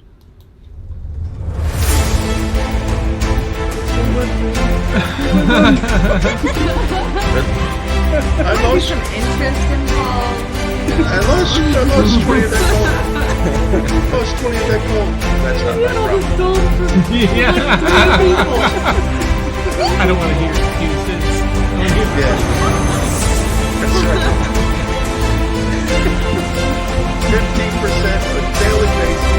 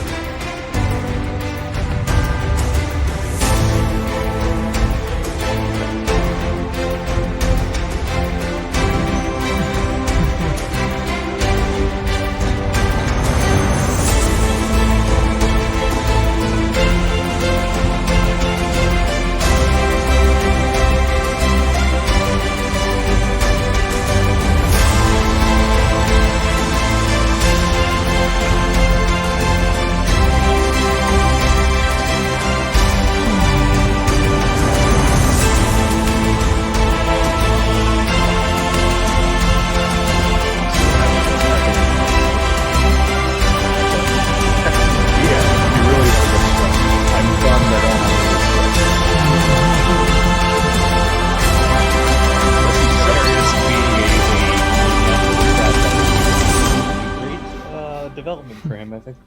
Nice. See, some DMs just let you, copy them in their spell books and pay the, price, and that's it. Yeah. But, Haha.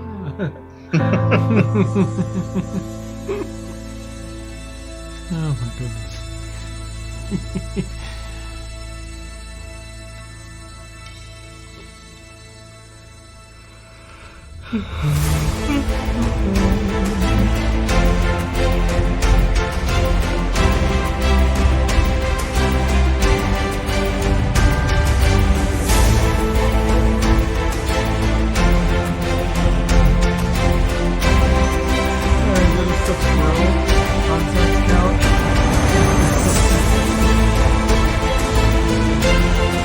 oh yeah, there it is.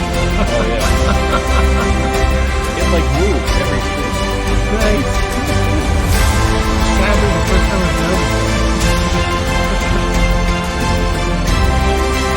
I just now. Squirrel. Oh yeah.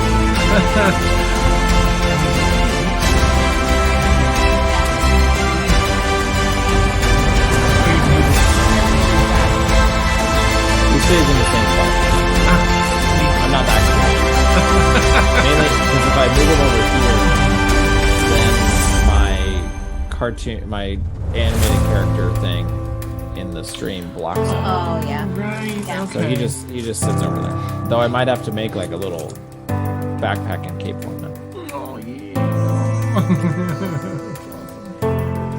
I don't think you were here for it. I took my time while they were making it. I made a cloak and backpack out of the squirrel clothes I had for him. Oh, that's adorable. Good job too. It turned out very well.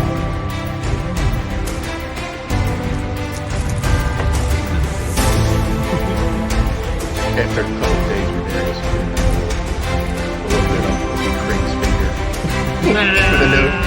Where's my money, man? Is Kring's finger sitting in Teagan's inventory right now? Yeah, they should have flexed it. No, I didn't go home for a second.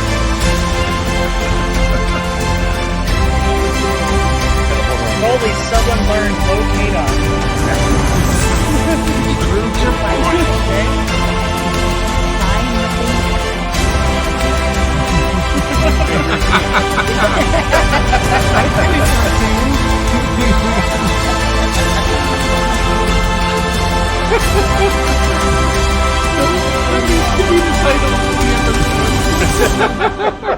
Find the finger. So many people come in like, wait, this is D&D? This is not what I was expecting here. This is not set date. This isn't the spot I was looking for. Right. Although I did name last week's episode the theoretical statue. Oh, it's so great. Oh my gosh. There was no other name for it. I mean, absolutely not. We were just wondering. Yeah. Thank you for break.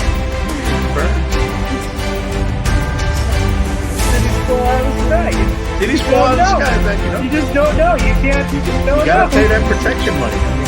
Yeah, it'd be a real shame if this So Something would happen to your city. sometimes your wizards just get broke effects. You don't know what happened.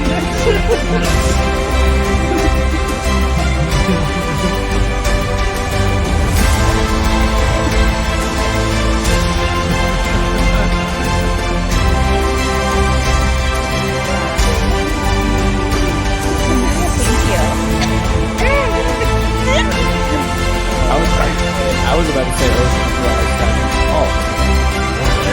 Yeah. Actually, I have a lot of friends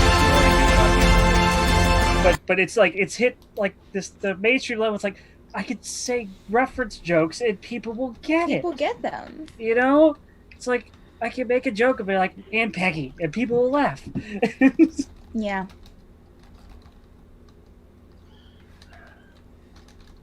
Yeah. Minus 20. I was thinking I was humming the one of the King's songs and I was like I should add that to like a Rinka playlist. Oh gosh. Oh gosh.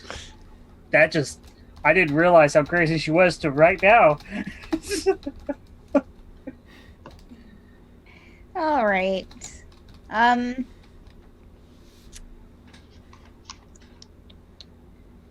giving there. Do we have a counter, Dan, or? Oh, we're up. Yep, Oh, it was we're like, already finished we're like already 10 seconds going. ago. Gotcha. Welcome back, players. We're back, chat.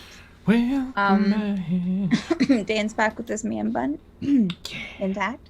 All right, Man so buns. so I guess do you so everyone has have done what they want to do for this day, correct? I I tried. was Oh, Yes. wondering, is it going to go into the evening and we're sleeping till the next day? No, because Okay. I was gonna have Silver come back and Gimble, which will be around 10 o'clock. So if you want anything to do up until 10 o'clock. What time was the offering type thing again? The offering has been about sunset, so probably like around 9:30.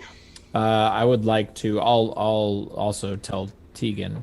I'll see if he wants to go. I want to go just kind of observe it again to see if I see anything new or interesting that I Okay. need to know. All right, make Okay, a I'll go along. both of you make a perception check. All right, I'll be looking particularly at the guards and the elevator. Well, it's not at the okay, so this Yeah, doesn't okay, happen you're right. Yeah. at the main tower. I mean, you can stop by the main tower and look. All right, we'll do both. We'll watch the ceremony and Okay, then so make a roll for the ceremony. You said perception? Sorry. Perception, yes.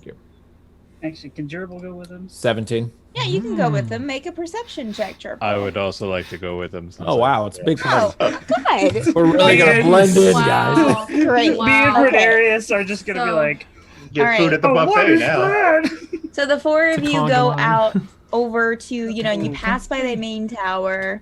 Or Why'd make you a- have to come? me, Why did you come?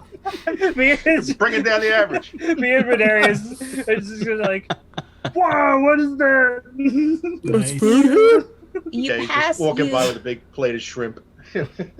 you pass by the main tower and see that the parties are starting to get reared up, in the main in that first floor of the main tower, as well as the elite party with the passes out towards the front gate in the pool area.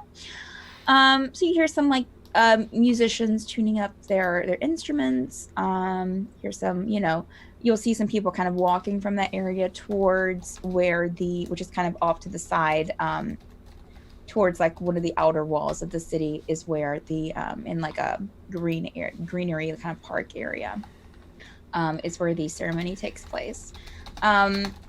So did you guys make perception checks?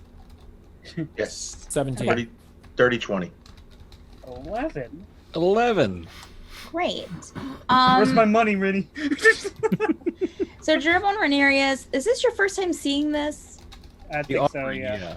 Yeah. So, you're seeing these people bring candles up to this large red glowing circular portal of sorts, like a 2D circle, flat circle.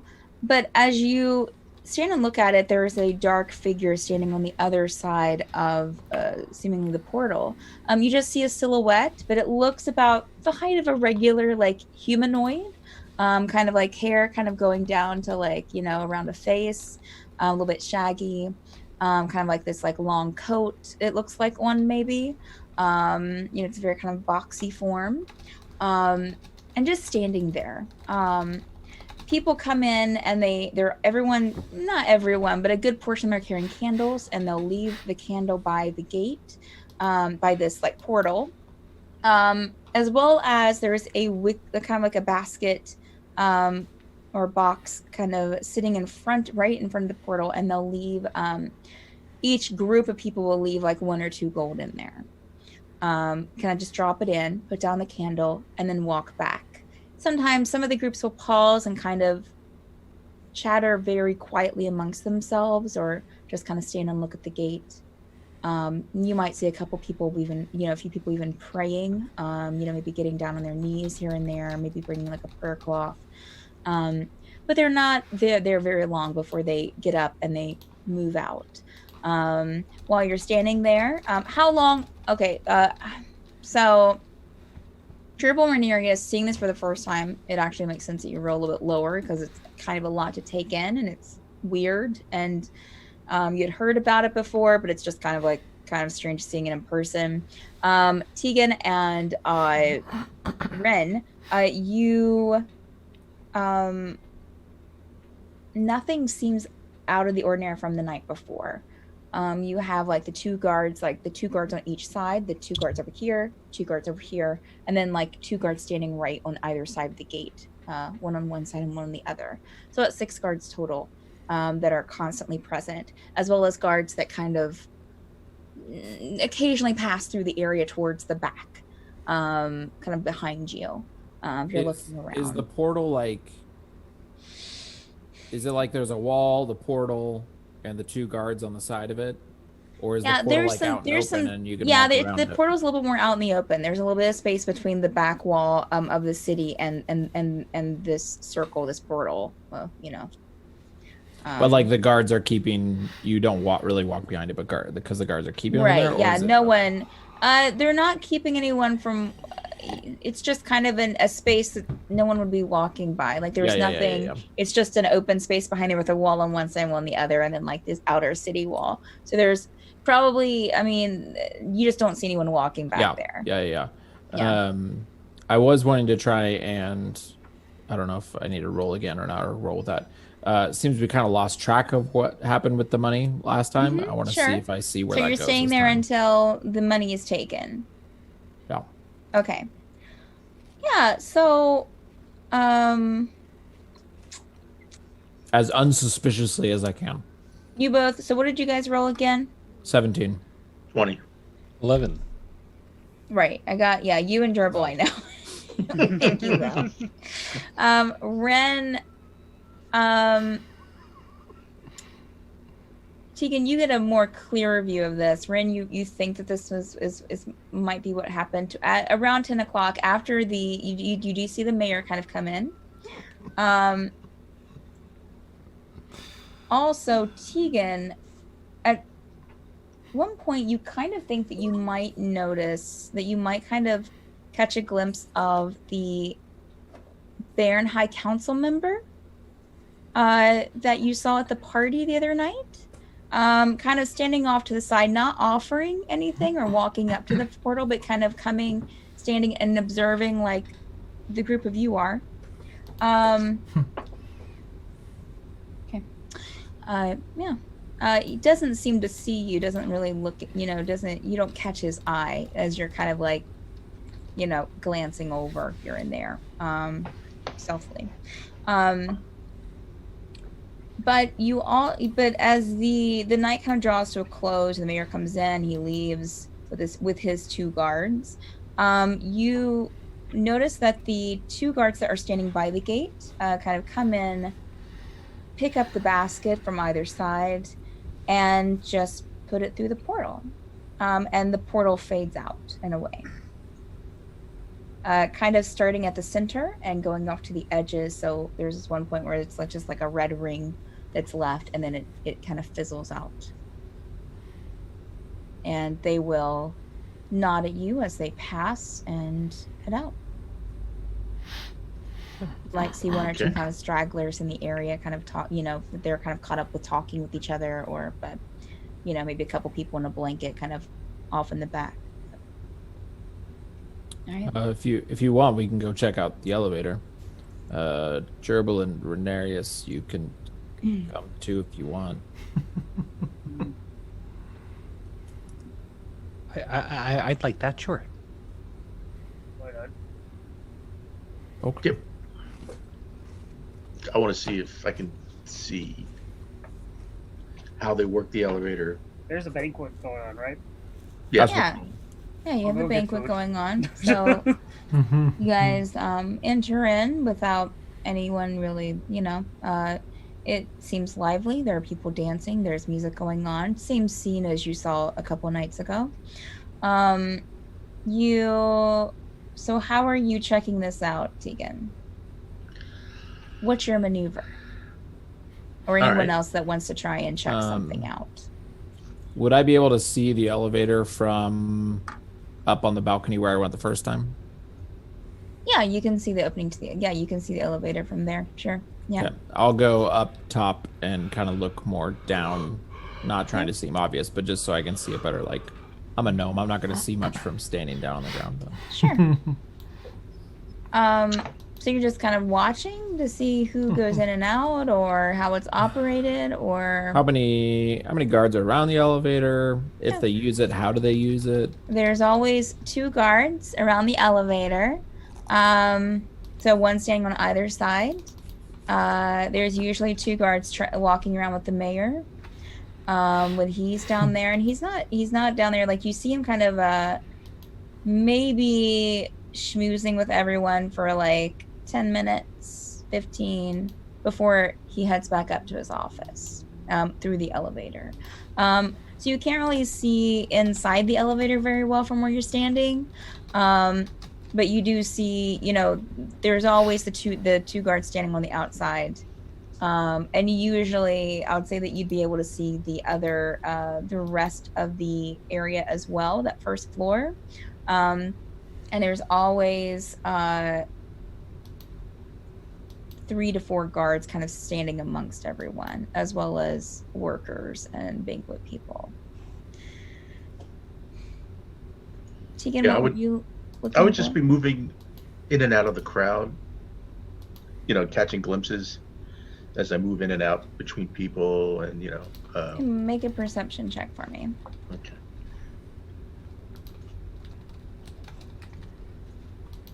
Yikes.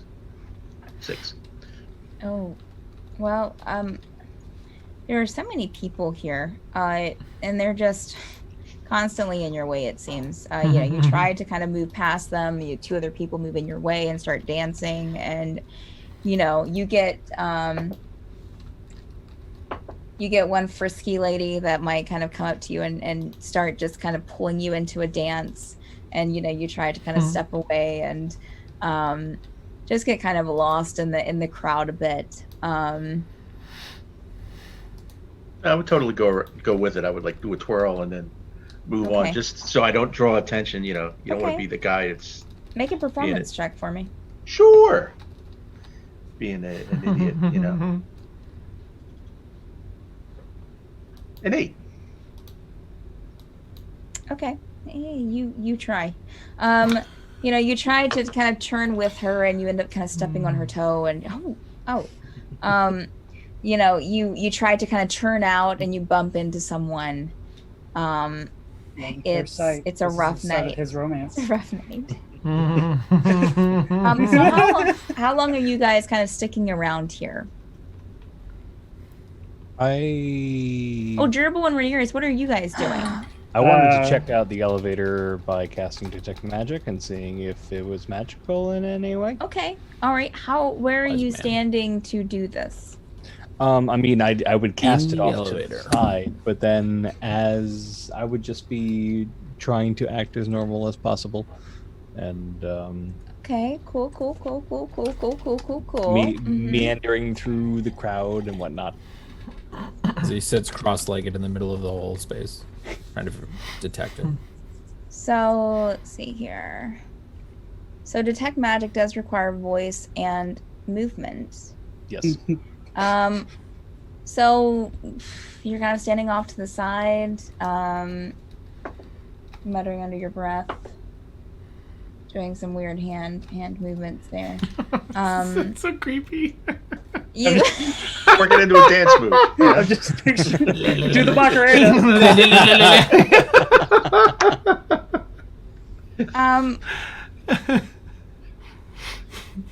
Actually, That works. the mayor passes by on his way back to the elevator with the 2 guards. You're here. You came back. Yes. You didn't bring any other spectacles with you this time, right? Not that I know of. Good. Let's try to have a non-threatening night tonight, okay? It was a surprise to us too. I'm sorry about that. It's fine. It's fine. Did you get some? The desserts are being brought out soon, so I hear. I always eat them up in my office, but it's going to be great. It's going to be great. I hope so. I hear wonderful things. I wasn't really able to get any last time. Oh well, I mean, everything happened. You guys happened, right? We happened. Yes. Oh man, you guys are a riot. I'm gonna, and he'll give you like this huge slap on the back, Ranerius.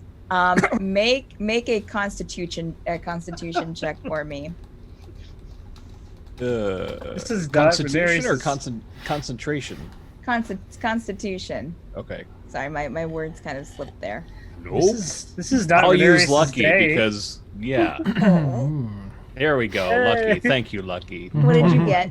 Okay, so he gives you just a pounding slap on the back as he passes by, and you kind of give, but you're able to kind of stay upright and not like fall into into one of the guards that are walking with him.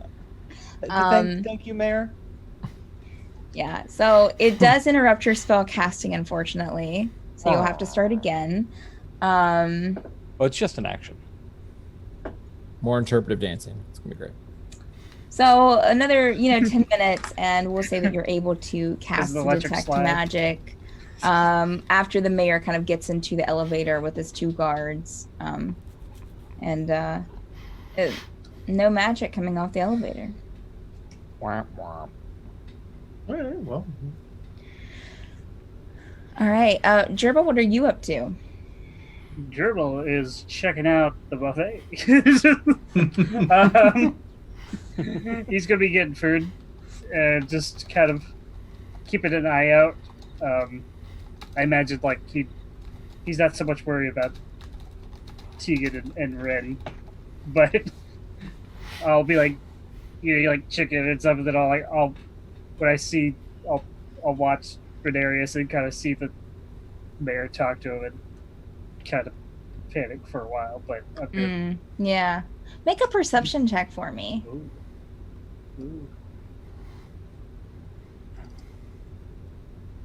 Ooh, 19. You do see the Angeal, the Baron High Council person, come through very briefly. He stops at the buffet table, gets some food, kind of moves around a bit, but the mayor's already went upstairs, so he doesn't stay very long. Maybe about 15 minutes he's there for a window. Grab some food, leave. Do I see what direction he goes? Oh, well, he comes just through Just- one, comes in, because it's Yeah. pillars and then outside. He comes through, gets the food, and then just kind of passes out the other side and kind of you'll see kind of him kind of walking down the street. Okay. Oh, and he does have a huge minotaur with him. Oh, Kind of like you from that high perception, you would almost perceive that it was kind of like a bodyguard, probably. did he have that Minotaur with him the first time around? Yes. Okay. All right. The DM might not have mentioned it, but yes. Okay. I just wanted to make sure. It's there. I just want to make sure we didn't scare him into getting a You bigger didn't guard. see it. You didn't see it. You don't remember seeing it back Okay. at the council, but But, yes. yeah, As when you've seen him here in Relask, you've seen the Minotaur with him. All right. Okay.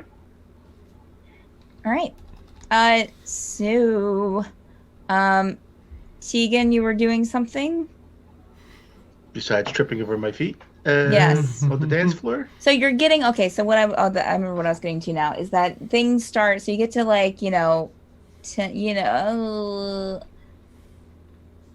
I mean, things are still going strong. Like at 10. Well, you guys got there about 10:15, 10:20.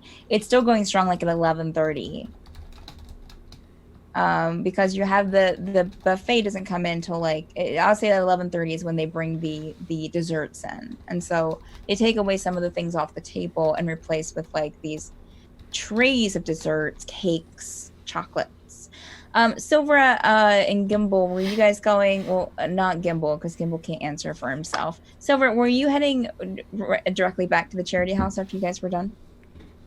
Yeah, I would have Okay. just headed back because I want a bath. Okay. All right. So for those at the party, are you staying? How late are you staying? I would have just stuck around long enough to see what I wanted to see from the elevator, and then kind of just find one of them to tell them I'll head back and head back. Okay. Teagan? Yeah, I just wanted to scope the elevator to see, basically to see how easy a +1 would get in the elevator without being noticed. You know what I'm saying? If there's you 7 people always- and then an invisible person walks in the elevator, would that invisible person be able to fit and without being noticed easily? With your bad perception check before. Okay, I figured. Make a fresh one for the second for you, right before you leave. Make another perception check for me. I'll give you one more chance. Yes, redemption. 19. Okay. You could probably like right before you leave, you kind of look at it again, and you could kind of. I mean, it is manual, so someone closes it when they get in. You know, after everyone's inside, they close the door. There's like a gate that they close, and then it seems like they're working something manual inside before it moves. You would assume that probably you don't ever see more than, let's see, 4, 3, possibly 4 people in there at one time. Not that there's only enough room for 4 people, but that's just how many you see in the elevator going in at one time and coming out. It looks like it could probably fit the entire party snugly. Okay. Including like Gerbil. Right. Good. Yeah, and I'll wait. You know what? I will wait, and I'll look around for Gerbil, and I'll wait for Gerbil when he goes to leave. I will approach him on the way back to the safe house. Okay. Well, Gerbil's gonna get dessert first, since he's heard so much about this dessert. Gerbil, there's a variety of things. Chocolates, cakes, like a chocolate fountain. Things to dip into the chocolate fountain.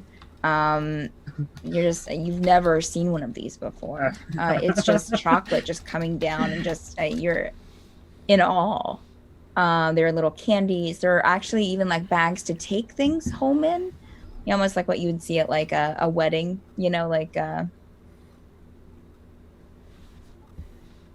reception. That's the word I'm looking for. Some people have like the little candy bars where they, you can take candy home. So they have like little like canvas, like fabric bags that you can put some candy in and take with you. And that's what you see people. They'll eat some things there, like the cakes and stuff, but then they'll put some chocolates in a bag and take it with them. I'm gonna stare at the chocolate fountain for a while. Just sure. Resist the urge to dive in. Absolutely mesmerized. Just because I'm curious. Okay, good. He controls himself. He will watch everyone with the bags and get the candy, and he'll just kind of like delicately like get a bag and dip some chocolate, and then get out of there. As you're doing, like, as you take that kind of like that bite after dipping it in the chocolate fountain, you kind of look up, and like on the other side of the fountain is like a kid standing with like putting something in the fountain, just being like, and turn and just like slowly walk away.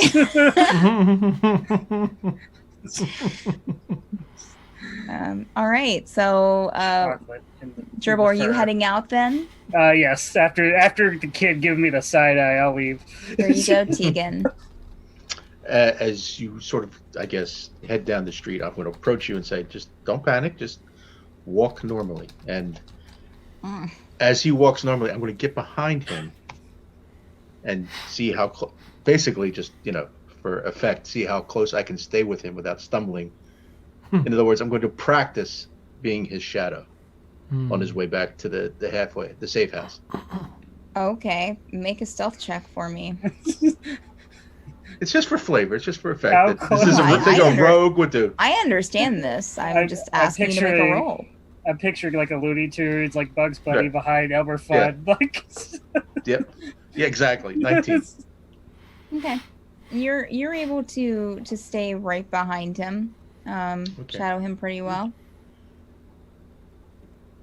Eventually, we'll get back and It kind of, you get a little whiff here and there. I mean, well, yeah. the hazards of Hey, the job. I took a saltwater bath. It's Yeah. only one.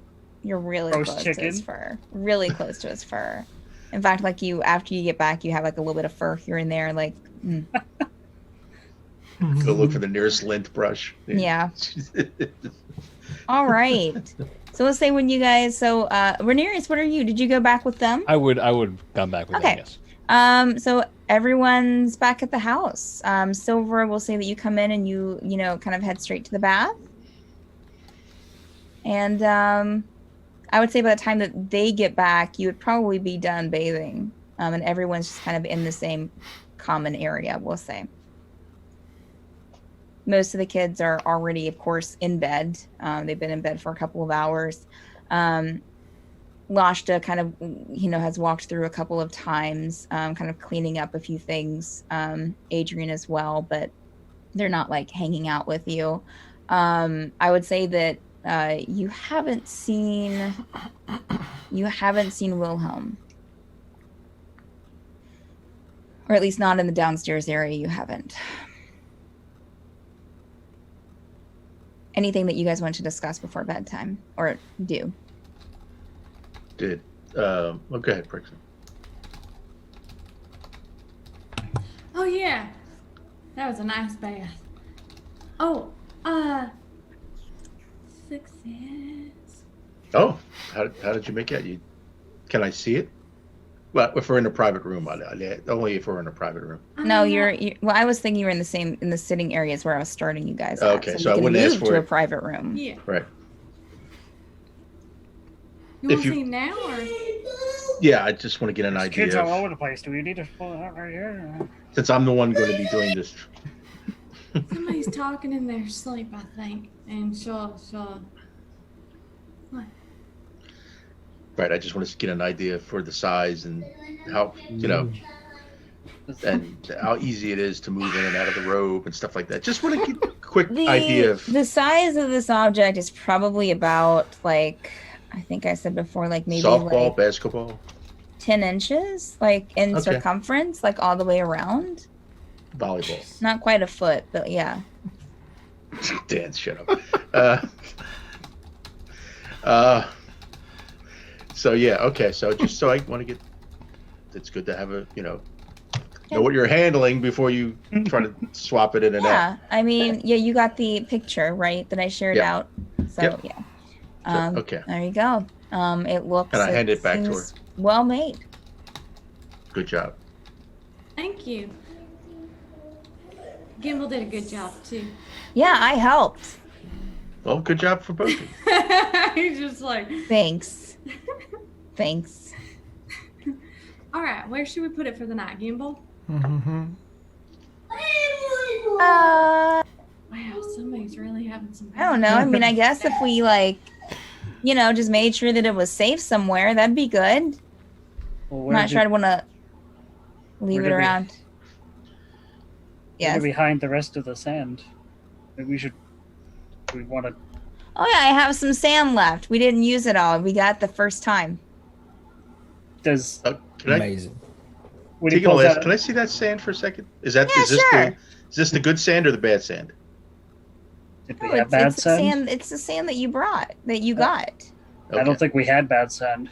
Yeah, we don't. Yeah, we had to So- borrow. We had to borrow like pounded rocks for the center. Okay. Hopefully that. And I'll take the sand and I'll put it Hey, next. you didn't make it out. We did. So we had to use what we could use. Oh, I appreciate all your hard work. I just want to take the sand and move it next to the artifact to see if anything happens, if it starts to glow. No, it doesn't start to glow. Okay, so just wanted to make sure. Belts and suspenders. Nope, nothing. Nothing. All right, so I hand both back to Gimble. Thank you. It's not like it's a genie. Thanks, and he hands it to Silvra. Oh. Okay. I'll see you guys in the morning. I'm gonna go and visit Danelia for a bit. Go fix those cabinets. Bam, Yeah. bam, bam. I'll say it again. We talk, and Mhm. you know, Mm-hmm. Move fast. most of the night. I know, kind of wave. Faster, bestie, get it.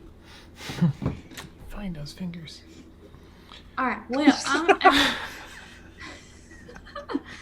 I'm going to bed, and I'm sleeping with me. Oh, Yeah. seriously, you're That sounded really weird. you're taking the artifact with you to bed. Yes. Okay. That's what. It's been a long day. All right. Okay. It's fine. Dad, shut up, because I already know what's going on in your head. I mean, you saw the look, Melissa. Yeah. You saw the look. I did see the look. Okay. What? Anyone else doing anything special before bedtime? No. Go ahead. I'll regret my life Real- choices. Real quick, I'll just kind of grab or talk to Teagan or Kazeel or whoever's still around, Ooh, I'm around. and God. and I'll just so at the banquet I saw the council member from Bairn. He's still Oh, here. Yeah, I caught a glimpse of him as well, You he's know, which is really weird that he's still palling around with the mayor. Well, aye. well, You know what? we don't know he's palling around with the mayor. He's just here, and the mayor's being the mayor. Pushing But for the pushing. I don't know. I'm just spitballing here. Aye. So, I mean, the mayor doesn't. I've said many times I don't see the mayor as being very competent, Sure. and he wants to destroy other cities, and he just seems to be throwing that information out to the first people he meets that Right. he thinks can do it. So, quick question: do you think he's actually likes the Baron Council member, or is the Baron Council member just here because this is where he had his second home? I think he didn't like him. I think that when we spoke with him the other day, he definitely said he was mad at the council for not selecting them as a city to go up in the sky. Yeah, that's what I was thinking. So, this is just, I mean, it doesn't have to be part of our main plan or anything. Just something I'm throwing out there. Oh, look at Teagan. Hypothetically, what if we somehow slip the arriving council members some information that the mayor is looking to bring down cities and hated Baron? Huh. I mean, it's just, that's a nice, I don't know. What do you guys think? I think that could be a problem that solves itself without us having to do much. Unless we think the council member is in on it, in which case that's more than we're paid for. I think we'd need someone that the council person trusts enough.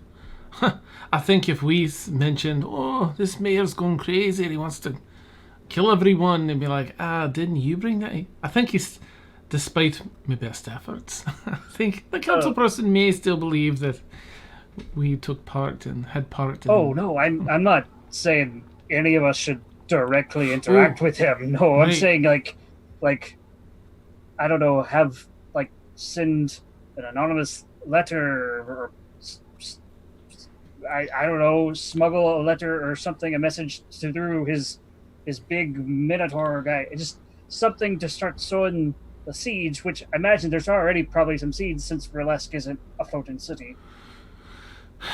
Right? Just sow some contention between the two people we don't like. Sure. We don't like. Do we like the council? I forget. Anyways, just throwing ideas. I'm sure it's more the case of keep your friends close and your enemies closer. So I'm sure they're just keeping an eye on each other and making nice until they can get more information or get, confirmation on what they want to do. I don't know. I haven't met the mayor, so I don't know if he's dumb enough to put that offer in writing. You could, I don't know how you would take to being asked to do that, but that's pretty much what you would need. In his handwriting, that offer to take down cities. I mean, it's a thought. I'm all for pitting these two against each other. We'd have to. We don't.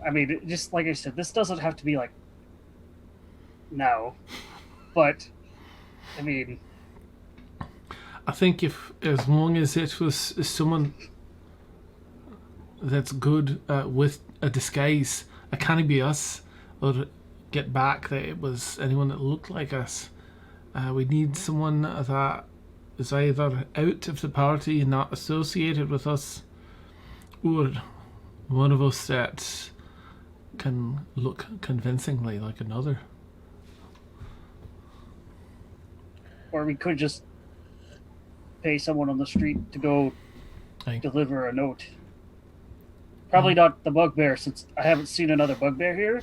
Just throwing that out there. But or perhaps your friends, Teagan, if you run into them again.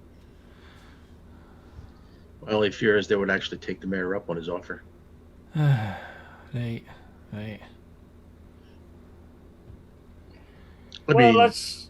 It may take him up on his offer anyway, but as far away as they can be from that, I'd rather keep him that far away.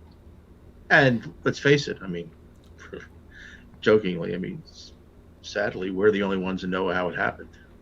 Hey. Well, I'm sure the council probably his idea. Well, they know how it stays up, but the mayor can offer all he wants, but he doesn't know how to bring down the city. Just a thought. Right. Yeah, I agree. It would be a good idea if we could pit them against each other, but it's going to be tough. It would be difficult. Right. I think perhaps just as we're about to leave the city, that we can decide then once we've accomplished what we're looking to do, but not before. Make sure we get everything we need all squared away, and then pay someone on the street on the way out. So drop the bomb, get out. Gotcha. Aye. All right. Good night. Good night, gentlemen. All right. So you guys retire to the cots that you've had for the past couple of nights that you've slept here. Okay. And wake up the next morning.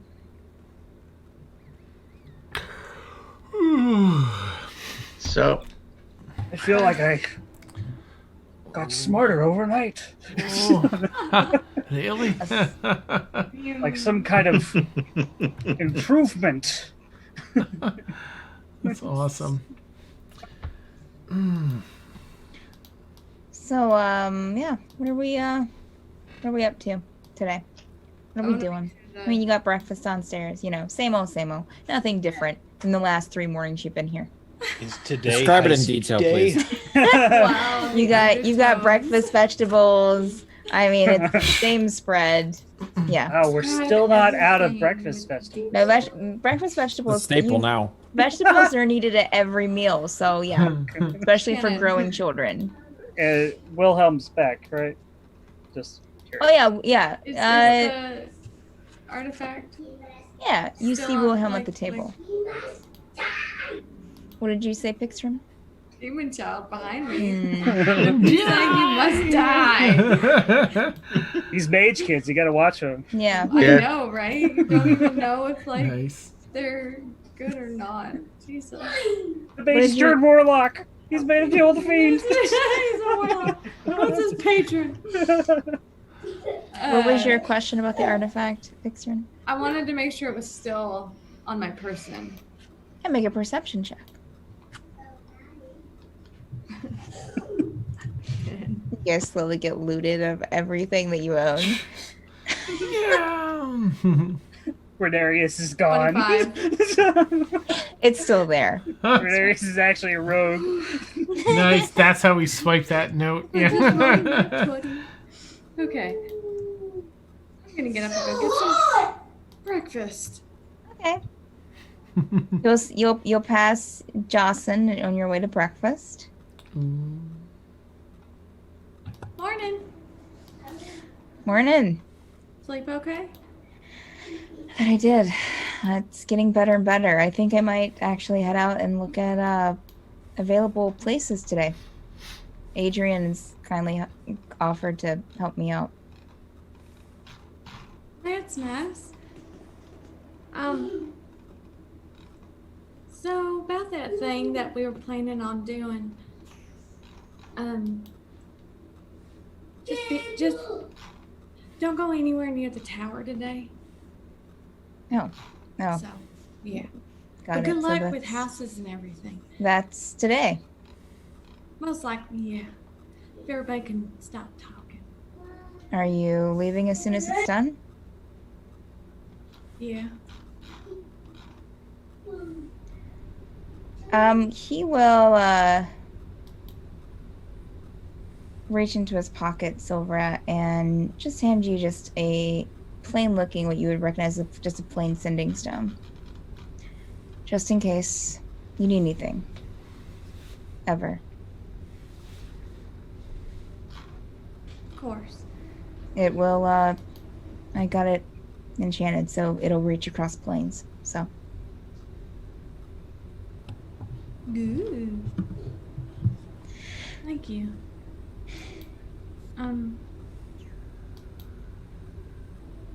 She's just like awkwardly standing, like just. I'll be around if you need me. And he'll kind of start stepping away. Yeah. Okay. She'll just Give you a very warm smile before doing so. She'll continue down to breakfast, but like slowly. All right. Breakfast time, guys. What's happening? What are we doing? What's happening? Breakfast. Eating. Carbo loading. Oh, That's great. Just preparing for the night. Yep.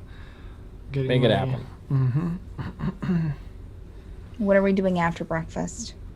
I'm doing nothing except second preparing breakfast. No. all day. Yeah. Okay, so are you guys... do- Oh, go ahead, Gerbil. Should we send the mayor a message ahead of time saying we're ready to meet? Or do we just go and say we want to meet? We probably... Gerbil, do you still stink? Either way. I bathed in the ocean. Okay, just That check. requires soap as well as the water. I check like my fur around my mouth, see if there's any like chocolate still there. Make a Awesome. perception check, Pixrin. No. Uh-oh. And a constitution saving throw this. I got an 8. Okay.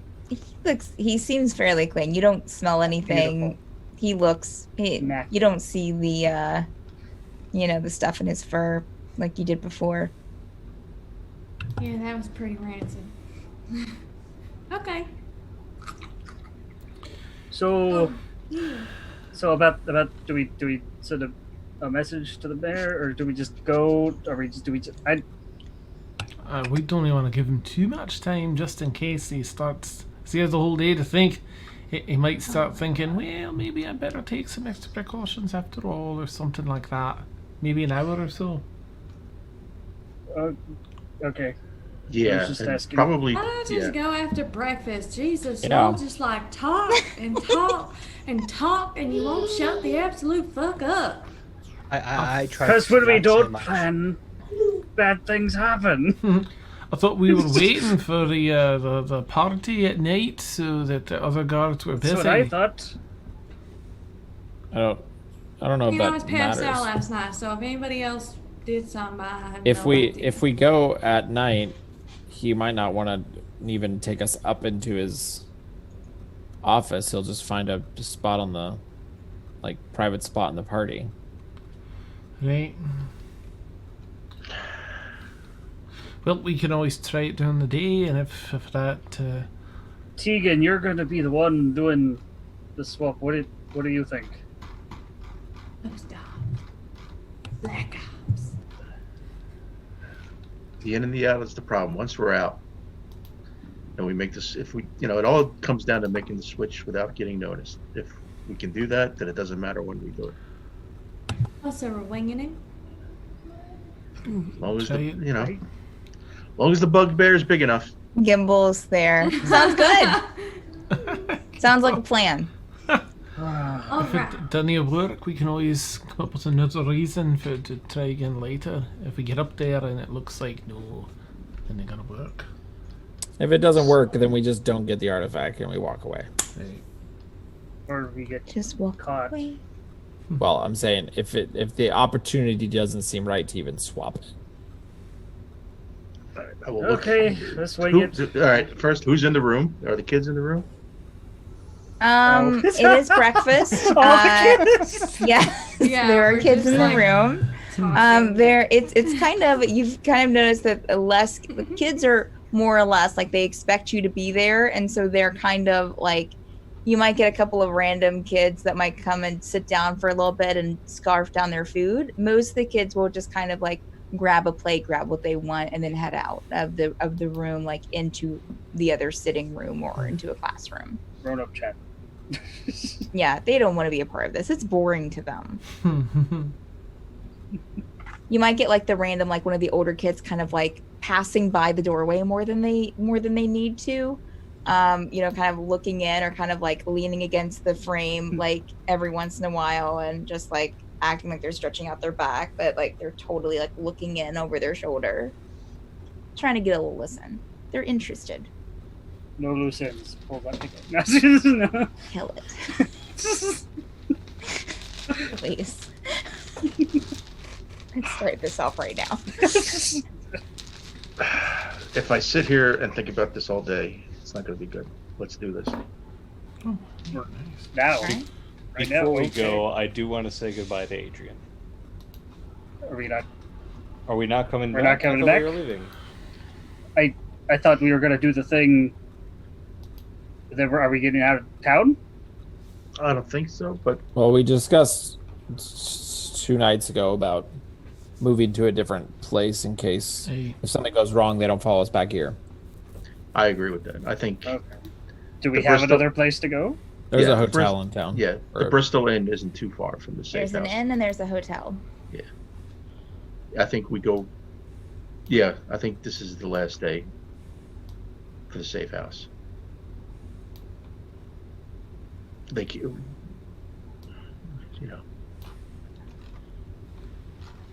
Yeah. All right. So what's everyone doing? Anyone need to do anything before you guys leave? No, I've prepped my spells for the day. I'm good.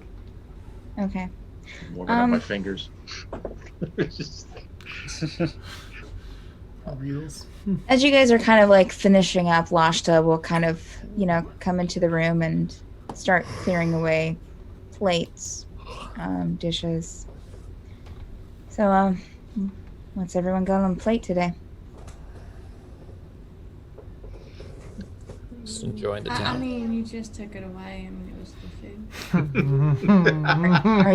food. Are you not done? I could get you some more. No, there was Joe. Oh, okay. Adrian said that you guys might be heading out soon.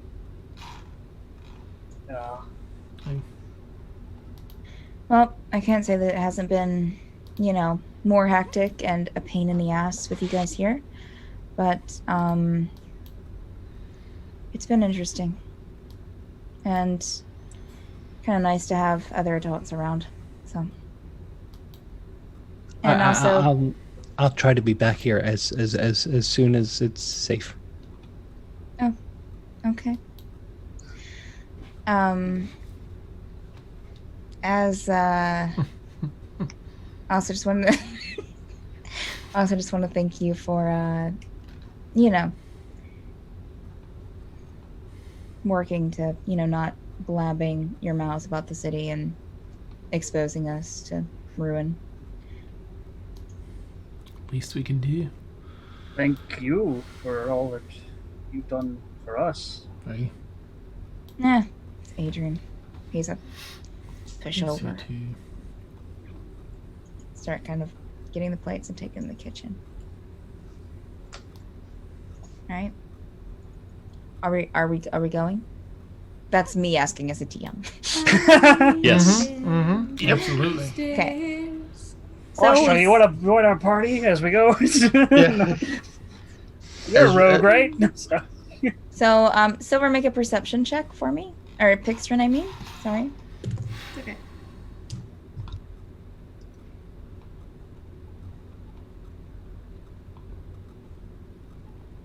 Mm-hmm. 17. Okay. I'll say as you guys are going out the door, Pixtrin, you notice just kind of Jocelyn standing on the stairs, watching as you guys head out. He's doing this. Rubbing his eye. Just kidding. No, he looks, wistful. As much as you can tell from, several feet away on the other side of the corridor. I'll go and give him a big hug.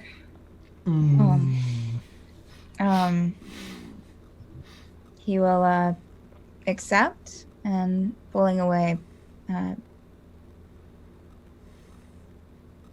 Please take care of yourself. I will. You too. He'll kind of give you like an awkward pat on the shoulder, I was like gonna say, please don't pat my head. no, he just kind of gives you like an awkward pat on the shoulder, and you see kind of a look of he wants, he would want to like do more, but like he's holding himself back and will kind of step back on the steps. And We have 5 minutes, guys. Oh, Sure. sure. I'll be right back. Hold on. Oh, okay. All right. So you had, I'm guessing you're heading to a room with Jocelyn, correct? Talk about the quickie. Okay. All right. 5 minutes. Yeah, it is. It is super passionate, Pixtrin. And yeah, you're done. And he let's see. He pushes it to about, closer to 10 minutes. Yeah. So. What's that Fallout park that just pops up? Okay, I'm back, guys. Sorry. Sorry. Everyone sees Silver or Pixtrin kind of adjusting herself. And yeah. Oh, and I still have the thing. Yeah. Can somebody else hold it, please? Teagan will take it, Okay, there you go. I made Thank you. sure not to smush it. put it under the robe. Okay. So heading out. Where are we? We're heading to the tower? To the elevator. But before we get about a block away, I guess I will gesture to Ranerius and Gerbil, just for cover, to go down duck down an alley and, about a block, about a 5, so Ranerius can cast invisibility on me. Okay. So you have invisibility on you, Teagan, right? Yep. And Yep. that's 1 hour. The clock is ticking. Clock is ticking. All right. So you guys And are I'll just- say that, and I just want to say to Gerbil while we're down there, if anything goes wrong, if I'm noticed or anything, I'm going to drop the duplicate on the floor. All right, pick it up and act like it's the real thing. Okay. And I'll, just so that's the cover. If I get hurt or something goes wrong, I'll drop the dupe. You pick it up and act like, oh, look, it fell off the table. Okay. While we're in that alley, I'm also going to cast Nystel's magic aura Ooh, what the heck does that do? Basically it allows the thing to reveal false information about when scanned with a divination spell. So I can make it project some sort of aura that would only be read by someone casting detect magic or something. So it just puts Brilliant. like a false magical aura around it. Yep. Okay. Brilliant. All right. Cool. And I will right. begin my gerbil shadow. Okay. So you guys are heading towards that main tower. I mean, it's early in the day, so there's not really anything happening. You do see a couple of guards kind of like patrolling the outside circles of the tower, the streets. As you get up to that main floor of the tower, you see a guard kind of standing in that main floor area, and then the two guards by the elevator shaft. So what are you doing? Are you just going up to the guards at the elevator shaft? That's it, right? Okay. I don't want to be the bug. I don't want the bugbear to be the one to make the final call. Not to be the face. Yeah. Don't be Can I help you? Somebody, anybody? Face. We're coming Gimble's to, not here, so this is what happens when Andrew misses. Stares at the bard. we're Yeah. to speak with the mayor. He met with us a day or two ago and discussed some things with us, and we need to conclude that conversation. I remember you guys. Okay. All right. So he'll open the gate to the elevator. And I'm gonna, as people get on, I'm gonna linger until Gerbil gets on, and linger like a hair longer, like I need to tie my shoe or something, and then get on. Okay. All right. Okay, that's fine. Cool. All right. So you guys get on. There's another guard inside the elevator who is operating, and he will press the mechanisms to get you up to the top floor. We'll say it's like, gosh, I don't remember how much I said before. I mean, I'll be 6 floors. Staring intently at what he's doing, just to make Sure. It's just like a pull of a lever, pressing a button, and then kind of like shifting the lever into another position. You hear like the gears kind of whir, and then it slowly kind of cranks up and starts going up into the tower.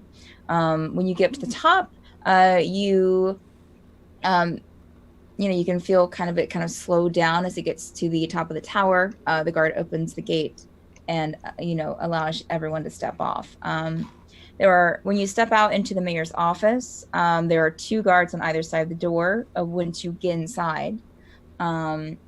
And again, you have that kind of like first foyer area with some, there's some bookshelves and like little end tables and chairs, and then it opens up into the main office where you see that large wooden desk with the huge floor-to-ceiling window, and the ceiling here is several feet tall. It's very high ceilings. Bookshelves on either side going up all the way almost. And then you also have those 2 cases on either side with art with things in them that go about halfway. Light streaming in from the morning sun. You see the mayor is at his desk. And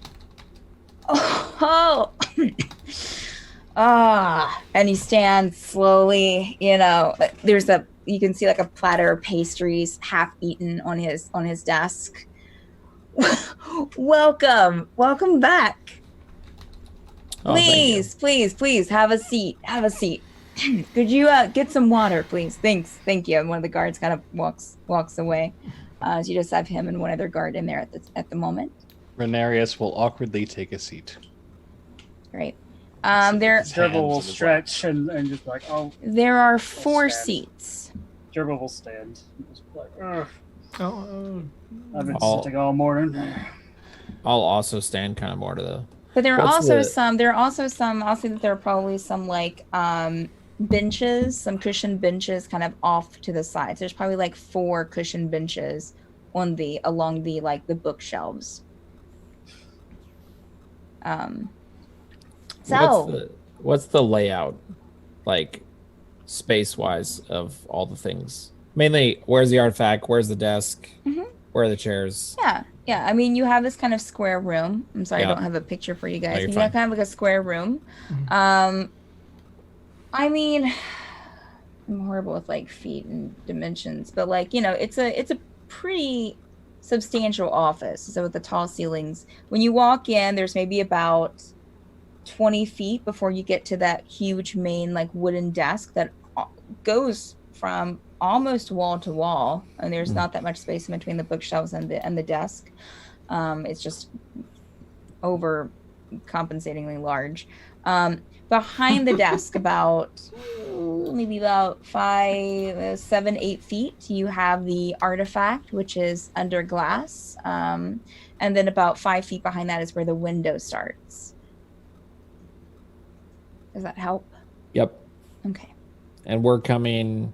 So it's You're- like in the progression of the room, it's elevator door, Mhm. desk, artifact, window.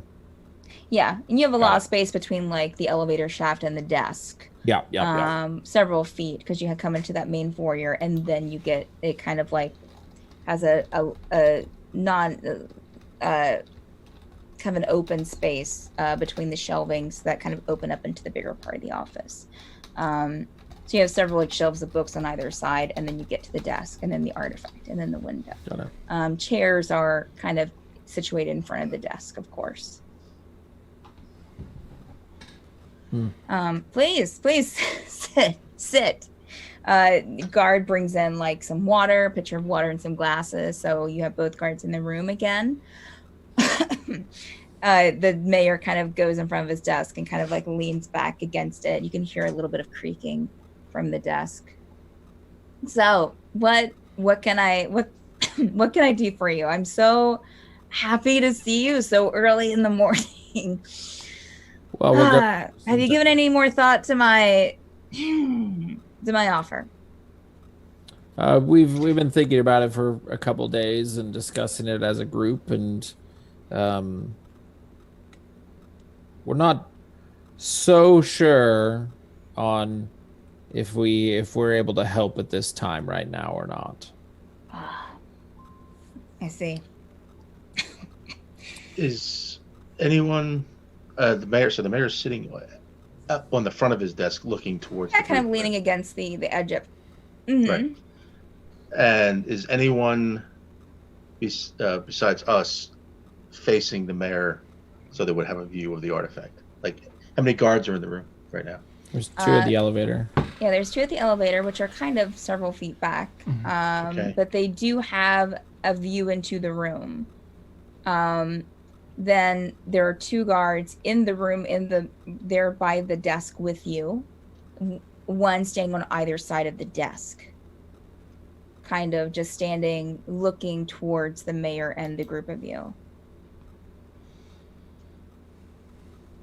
Sometimes, sir, it's hard because we're always afraid if we commit to something that we don't want to know if we should abort that call or stick with it. I mean, do you guys know what I mean? And I look at everybody kind of trying to wink, wink, nudge, nudge. How are we feeling about this? Let me just. Could you guys excuse us, please? Thank you. And excuse us both guards who walk towards the elevator. So they still have a view of the room, but they're not like right up at the desk with you, and Got they're it. several feet behind you now. So speak a little plainer. I can't really. You're talking. I'm not really understanding what you're saying. So could you give it to me a little plainer, please? You can speak. The guards are gone. It's just us. Oh, if you want a pastry, please. Oh, are those juice, water? Are these fresh or are these from last night? Poisoned. No, I'm just kidding. They are. We get them fresh at the bakery every morning. Every morning. Oh, nice. Are you sick? I've had some issues. It's nothing. I'll go to set my cup down and knock it over purposely. Break. I'm so sorry. I'll get it. It definitely breaks. Yes. Please, and he'll wave a guard in, and a guard will come in and help, kind of come over to you. It's okay, sir. Thank you. And start cleaning it up. Butterfingers. It's okay. It happens all the time. All the time. Oh. I'm gonna whisper in Gerbil's ear. Estes, look at his books. This is quite the office you have here. There was so much of a commotion last time. I honestly didn't take it in. What are all these books over here? And I'll kind of saunter over to walk over to one of the bookshelves. Yeah. Okay. All right. Make because the bookshelves are kind of close to those like large things. Those large cases that have the items in them. Make a perception check for me. Oh, come on, Joe. Come on, don't. Just this one time. And let me know what it is, because I have a 17. Okay. As you walk over to the bookcase and you hear kind of like, the mayor kind of grunt as he's coming up, about ready to tell you about these books.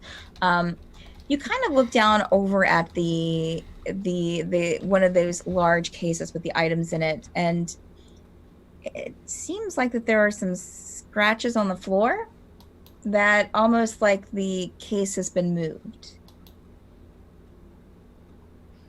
Well, let me. Oh, and also as you're walking up to the bookcase and you're looking at these books, Gerbil, as you're kind of like looking at that out of the corner of your eye and like trying to like look at the books. Some of them are, history books. A lot of history, but also a lot of like. It almost seems like maybe fiction books. You have some poetry books, and a scattering of the titles seem a little romantic to you.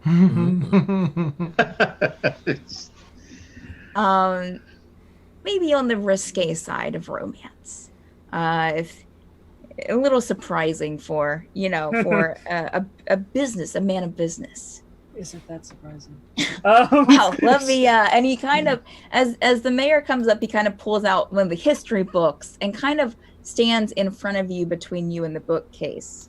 As he's, well, this one is about the history of the continents. We have history on Esther Lenore. There are a ton of books here, and I've collected these. Some of them came from the old city, of course. And he seems more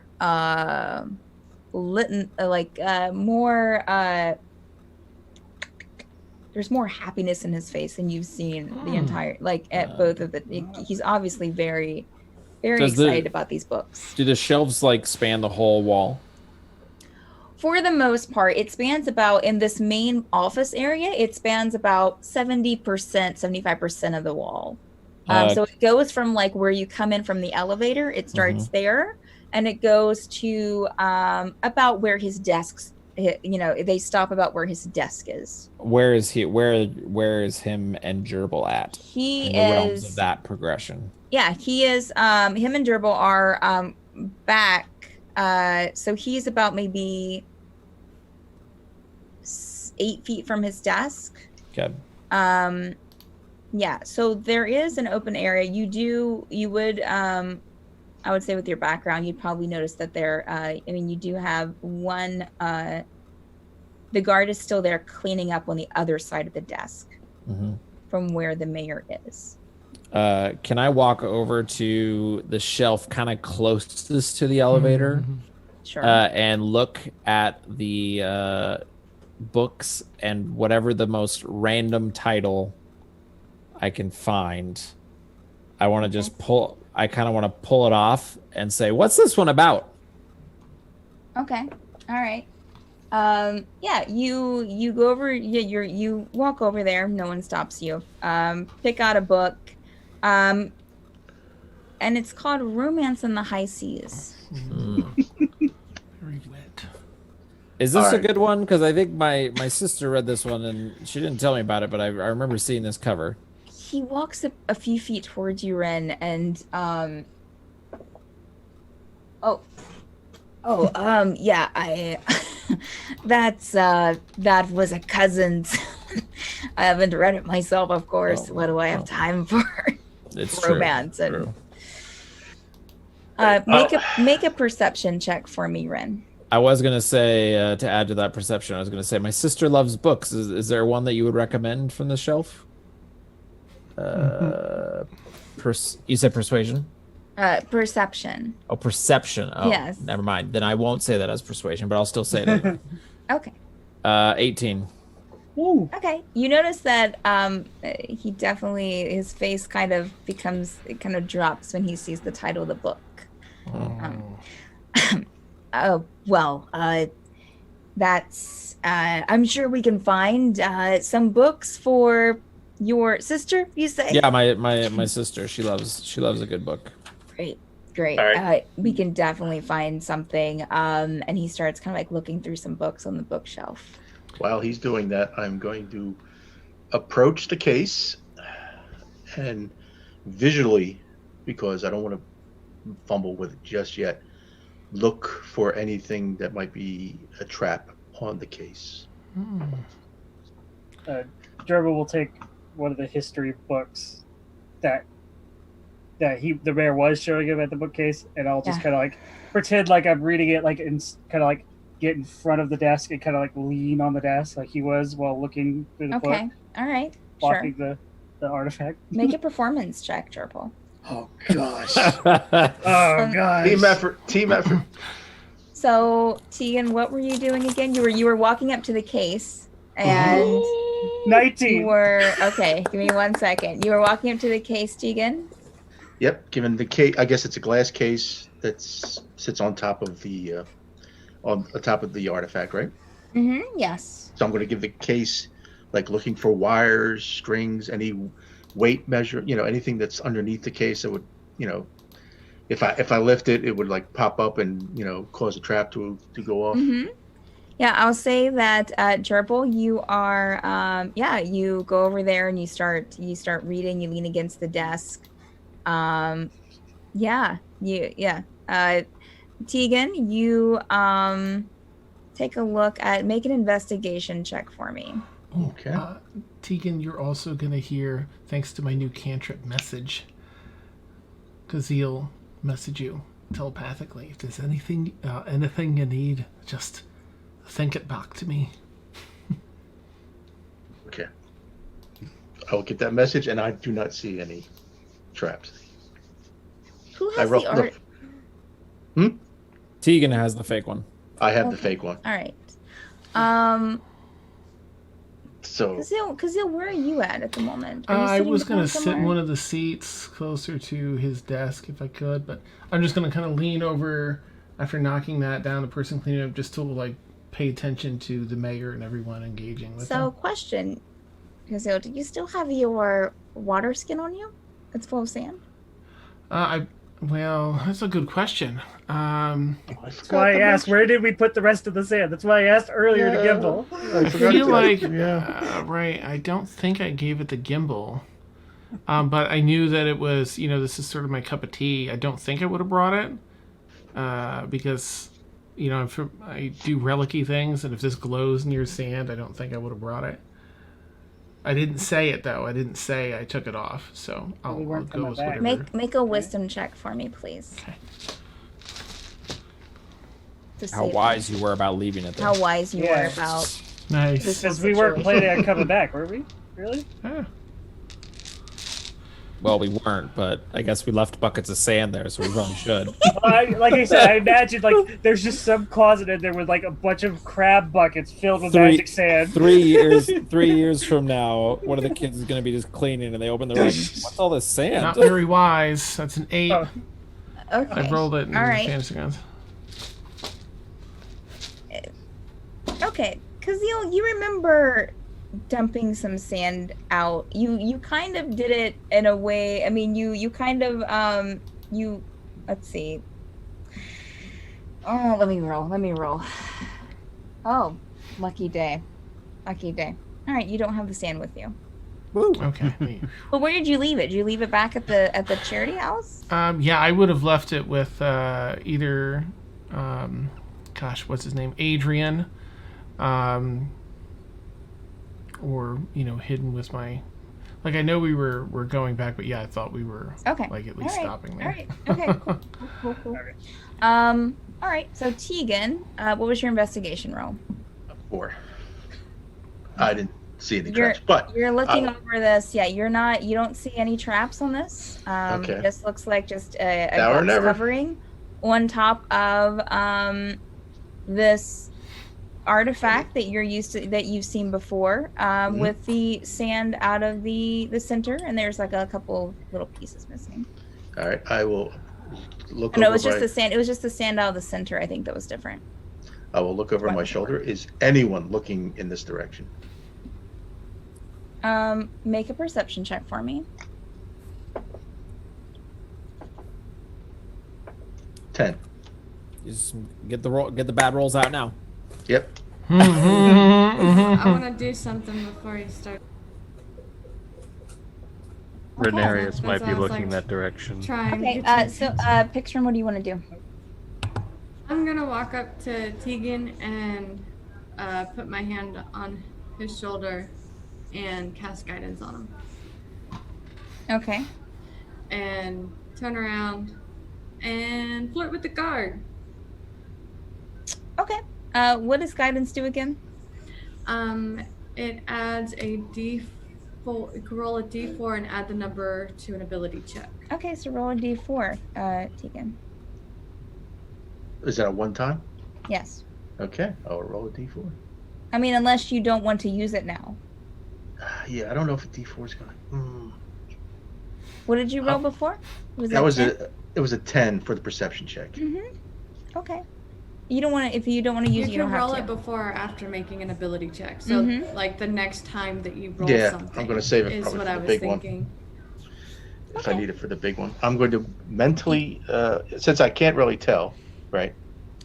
Well, you couldn't tell. I mean, you look around and you don't see. You see a couple of the guards, kind of talking amongst themselves and looking at Gerbil, reading at the desk, as well as a couple other things in the room, like the mayor. But you don't see anyone looking your direction. No. I will reply to Kazeel mentally. If it's safe, do not cough. I'm going to lift the case in 3, 2. And if it's safe, don't cough. If it's safe, do not cough. Silver roll a perception. Not perception. Charisma check. For That's me. you sending the message back. Wait, what am I coughing? If I don't hear anything, I'm lifting the case. Give me one second. Let me check with Silvra and her flirting capabilities. In other words, if you see somebody looking at me, cough, so I know not to lift the case. I'm looking around after. Make a perception check, Kazeel. Okay.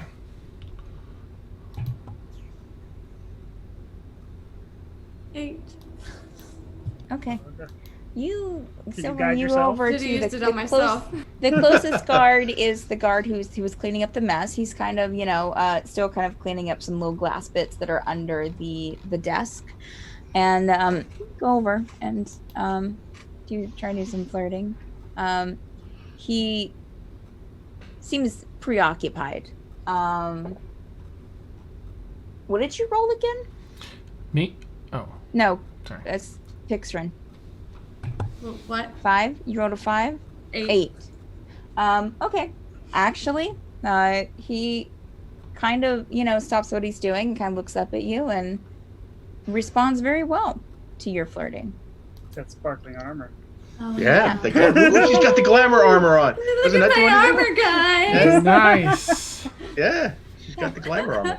And then plus, I added your +1 on your charisma. Oh, so that would be a 9. Okay. I totally forgot about Well, I that. mean, it +1 to your ability, but you still had it's still. Did I add it to? My charisma shit anyway, so then Yeah, I we'll added worry it. about I added it to your charisma, Okay. but your charisma was an 8, and it just brought it to a 9, so it didn't bring it up to a 10. Yeah, I rolled an 8. Okay. Yeah. Yeah, he responds. He rolled not very well. So. I Alright, ended up with so- an 18 perception. 18. So you're looking around, Kazeel. The one's kind of very, the one that was cleaning up the mess is distracted by Silvra. A couple of the guards in the back are talking amongst each other. One is kind of watching the mayor. So it doesn't seem anyone's looking Teagan's direction. Okay, I do not cough. 1, and I lift the case real gently, up and over. Sleight of hand check. Of course. Come on. Oh! Of course. All right. Can I give This is- Teagan my thing for the night? I rolled the highest. I have a Yeah, higher. sure. Yeah, I'll give you absolutely. my in-game. Yeah, what's higher, that or subscriber die? I have a subscriber die. For Oh, the subscriber dice 2d8. That's a lot more probably. I don't know what You ours also is. have the D12? guidance. All right. Also have guidance. Use it a all. D4. Use it all. Use it all. Wow. Well, let's All go of two. it. Let's go 2d8 first. All right. Okay. All That's right. a sleight of hand with a +8. Oh. Okay. Oh. So now I'm up to 14. 14. Mm-hmm. Guidance. Guidance Guidance. Okay. 19. Okay. I'll stand on the 19. Thank goodness. Yes. With a +8. With a +8. Yo, it's That's Crazy Town, right? Freaking amazing. It really is. I'm rolling As like soon as I set crap it down, tonight. switcheroony, Okay. and then one more to put the case back. Make a sleight of hand check. Oh no. I'm gonna message Teagan and inspire him. Okay. I'm not looking, but I know you've got this. Yes. Okay. Oh, you don't need it, but you have You're inspiration able- for 10 minutes. You put it on there, So well. Teagan. Just as you do, one of the guards is who's actually was cleaning up the mess and talking to Silver. Kind of looks, or it picks her and looks over at you and is like, "Can I help you? You seen the artifact before? He's invisible. Invisible. Oh, that's right. I'm sorry. Mm. Yeah. Okay. All right. So yeah. The next thing I will do is I will go whoever's closest to me and has the most room around them. I will sort of like probably Gerbil. I will just like give Gerbil a poke in the back to say mission accomplished.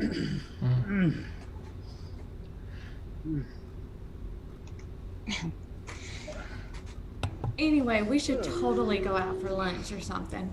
What do you say? Yeah. Let me go. And he did kind of notice something just kind of off with the whole art, thing. So he'll kind of walk over there and just kind of look at it, like, yeah, we can, yeah, sure. This is Hey, awesome. this is a really interesting history book, Mayor. I'm quite impressed. I'm glad you like it. Take it. Please. Really? Are you sure? Yeah. I'll walk up to him and just be like, put my arm like around him. Like, that is so nice. For friend lent me a history book just the other day, and it was full of all sorts of errors, and it was just I could not wrap my head around it. Like, how did something like that get published? But I know. should have come to you for the good stuff. I know. Please, you guys take a pastry before you. So wait, so just to be clear, the answer was no, right? For now, sorry. Yeah, fortunately. But no, logistics. now, I mean, if you change your mind, please, just stop on in. I'm always here. There's always course. pastries. Yeah. Good to know. Well, then that will guarantee us coming back. Oh, thank you. All right, I will resume my shadow position behind Gerbil, and Okay. Make a what did I have you make before? A stealth check? Or you're invisible. Never mind. I keep forgetting. Okay. All right. to the elevators. So you guys, you head over to the guards. The guards let you down, and you guys exit out into the main floor, that first floor of the main tower of Burlesque. Artifact from the mayor's study in mayor's office in hand. And that's where we'll end tonight's session. Team effort. And we all, and we all in front of the. Wow. We all jump up, freeze frame like an 80s. But did I get a book for my sister? I got the history book for No, you. which I book? I got a history book. You won't care about history. He probably would have That's let you close. It's fine. I don't need a book. Yeah, And I just want to retcon one thing before we close. sure. Tonight we all meet at the gala. Wasn't there a fountain at the gala? There's There's a chocolate Chocolate Fountain. fountain. All right, that'll do. We'll all meet at the chocolate fountain and do the Ocean's 11. Watch the fountain for like 5 minutes. Nice, yes. Nice. Awesome. Goodness. Love it. And I I'll will. just like stick my head. Oh, Still- yeah. You guys still have to put the sand in As- the artifact to make sure everything's good. We As got we're it. walking away, I'll be like, "Oh, we left all of our sand at the place. We gotta go get it." Well, yeah, you could send somebody back to get it. Yeah, Okay. but not All everybody. All right. We Yeah. left Gimble to go protect the sand. That's yep. Retcon. There we go. No, Gimble was with you. Yep. All right. Well, as I said, we'll stop there. Thank you so much, players. Thank you, viewers, for hanging out with us and cheering these guys on as they did their tower heist and got what they were looking for. All right. Well, to give you a quick little rundown of the schedule, you've been watching The Forsaken, which is on Monday nights at 10 p.m. Eastern Time. Our little Quest Hoarders Incorporated campaign. Tuesday nights at 10 p.m. Eastern Time is Cure's Lament, which is our all evil campaign, DM'd by Dan. We don't have anything currently on Wednesday or Thursday nights. Squawks is on a current hiatus. Friday nights at Friday days at 12 p.m. Eastern Time is Mad Art with Stuff, where I do some mad art, some fan art for the Mad Bird streams. This week, I think we might be working on pieces that we've already started, since I have like 5 in development that have not been finished. So, but next week, if you're in our Discord, there should be a poll up to start a new one, so you can put suggestions in the Discord channel, Mad Art with Stuff, and then we do a voting on it around usually about Wednesday or Tuesday.